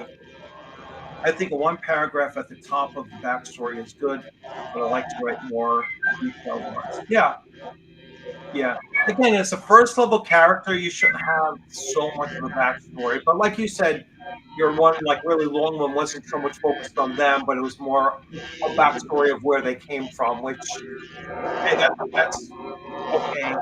You know, it's better than these are the things I'm going to become, kind of thing.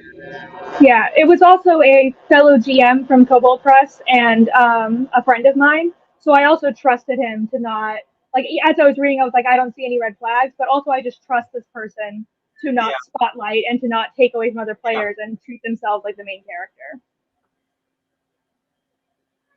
yeah. So let's see if we get any more I'm on. going to feed my cat really quickly. Yeah, yeah, yeah. Go right ahead. So if anybody else wants to jump in, oh, we're pushing a little over 2 hours, but we're going to continue rolling for a bit. If anyone wants to jump in, I will put the link in there and see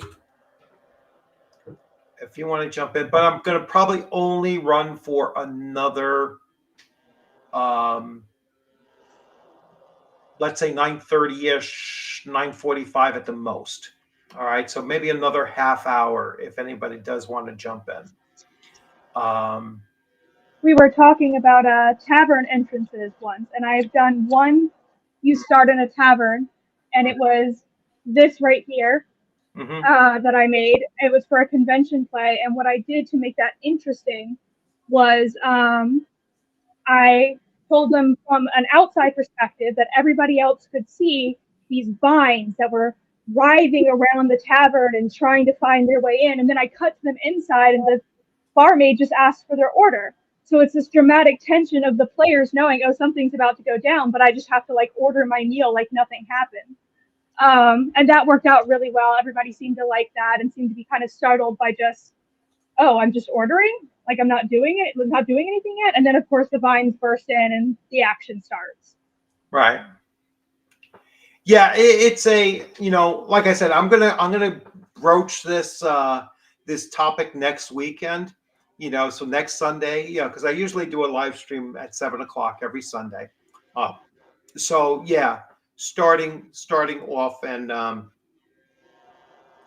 I know I said that at one point I'm going to have the players introduced on the battlefield, each one with half their number of first level hit points and something bearing down on them.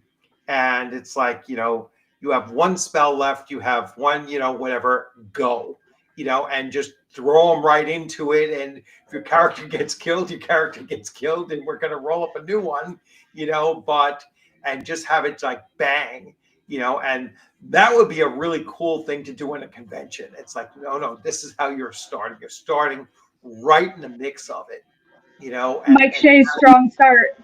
yeah, yeah, and see and just see how that works out. That might be a really cool idea. So that might be something I do. Doing a home game, and certainly, I think it would be cool to start off like that in a convention.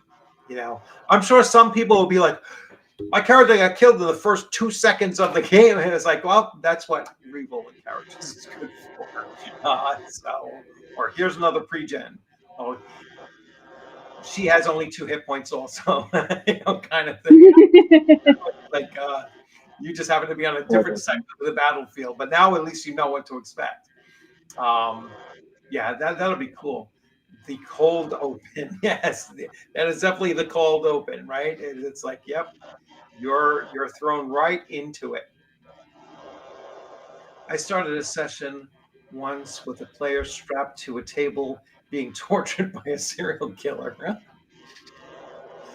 What game is that? What game? What game system was that? Um, Everyone roll initiative, then introduce each character with their attack or ability. Gives you a lot of flavor to everyone. Yes, yeah, it's a yeah. You throw them right into it. Yeah, that is one thing that is going to get everybody focused right away. Is like you're in battle, and have it start off like that. Um, yeah, I'm almost convinced. I'm definitely doing that. Well, my Fallout adventure that I run at conventions, and I will be again in April, um, has them starting off in a a cryo chamber that is defaulting, and they could literally suffocate in there if they don't manage the 3 or 4 ways that they have available to them to get out of it. And then they're thrown right into, right into not quite a meat grinder, but certainly something that is going to be very, very challenging for them. They're starting off like really disoriented. They have no idea where they're at. They don't have any kind of equipment other than just their jumpsuit. They have to find, stuff, and just you know, um, they're not even all together at one time, depending on which character they start with, as pre-gens and everything. They're going to be starting off in different areas, and they're kind of getting introduced to each other as they're moving through, all within like the first 10 minutes of gameplay, but still it's not something they all start in the same starting point. And then they just move on from there, and it is a slog. It's like something that they're challenged both skill wise. They're challenged, and they're challenged mentally because they have to think of various ways to get around stuff. And yeah, so that's one that I have done that throws them into it. Is that my feedback or yours? I'm sorry? I'm getting feedback. My headphones are about to die, so I might just Oh, that okay. when I finish up the stream. All right. So, okay. All right. Yeah, so if I'm going to lose you, yeah, because your headphones are almost dead. Take care. Thanks. So, yeah, I think it was, yeah, well, she just said it was coming from her headphones. 5E, setting the city of Greyhawk. All right. Well, thanks a lot, Nikki, for coming on, and it was great discussion, great time. Everybody, check out her website, and let me find that and put that back up here again. And let's see, that was TTRPG reviews. Let me find it. And I'm going to put that back up for everyone to check out. And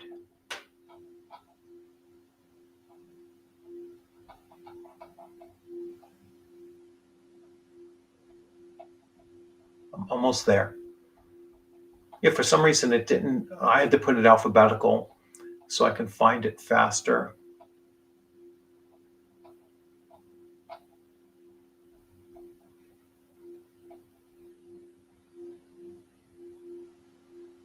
And I'm still having a hard time finding it even this fast. Let's see.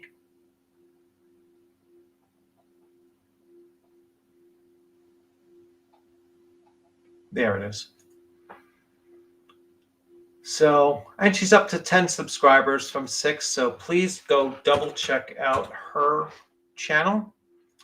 She doesn't have content yet, but she will soon. And I am going to put it here. So there it is, her YouTube channel. And then I will put it on the YouTube side as well on this live, and put it here. And I'm going to send out, so before you leave, I am going to send out the last of the membership gifts, sending 5.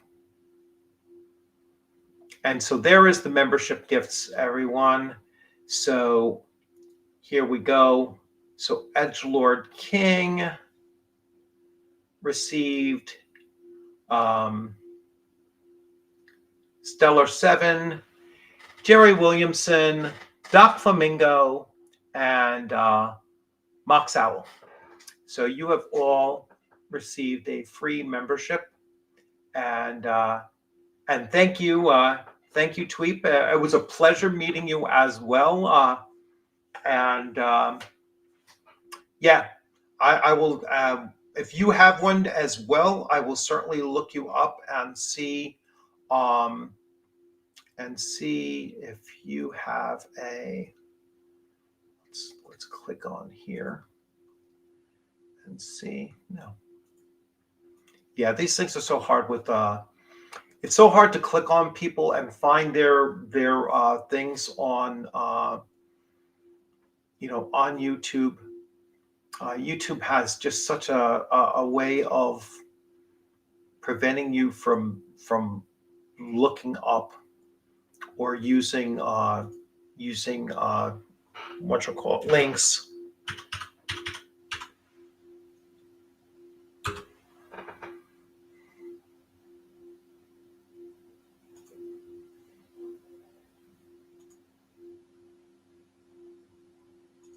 I doubt this is you. At TweepX.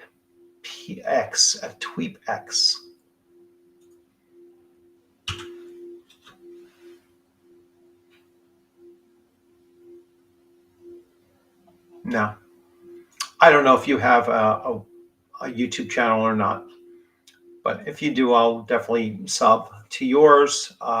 So just let me know. Oh, let me see what your avatar looks like. Maybe that was you. It's red.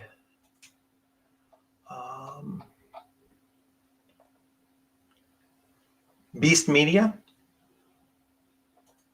I think that's you, right? I don't take content. I don't make content. Well, but you are there. It's under Beast Media. I think that's pretty sure that's you. Nope, this has content, so maybe it's not you. Anyway, if you do, let me know, and I will definitely follow back. All right, I am going to wrap this one up, and now I have content for next weekend. So next weekend, I am going to talk about various ways to start off a new campaign with it, whether it's first level player characters or higher level player characters, and how you would go about doing that. So anyway, that will be the topic for next weekend. I want to thank everyone for joining in. You all have a great one. Have a great upcoming Thanksgiving if you're celebrating Thanksgiving. I think Thanksgiving comes later for Canadians. So if you're Canadian and your Thanksgiving comes a bit later on in the, although not too much later on, and anyone else, enjoy your holiday as well. And thanks everyone for stopping in, and I'm going to wrap this one up. I will close out here. So remember to subscribe, and I'm going to take my image out of here so you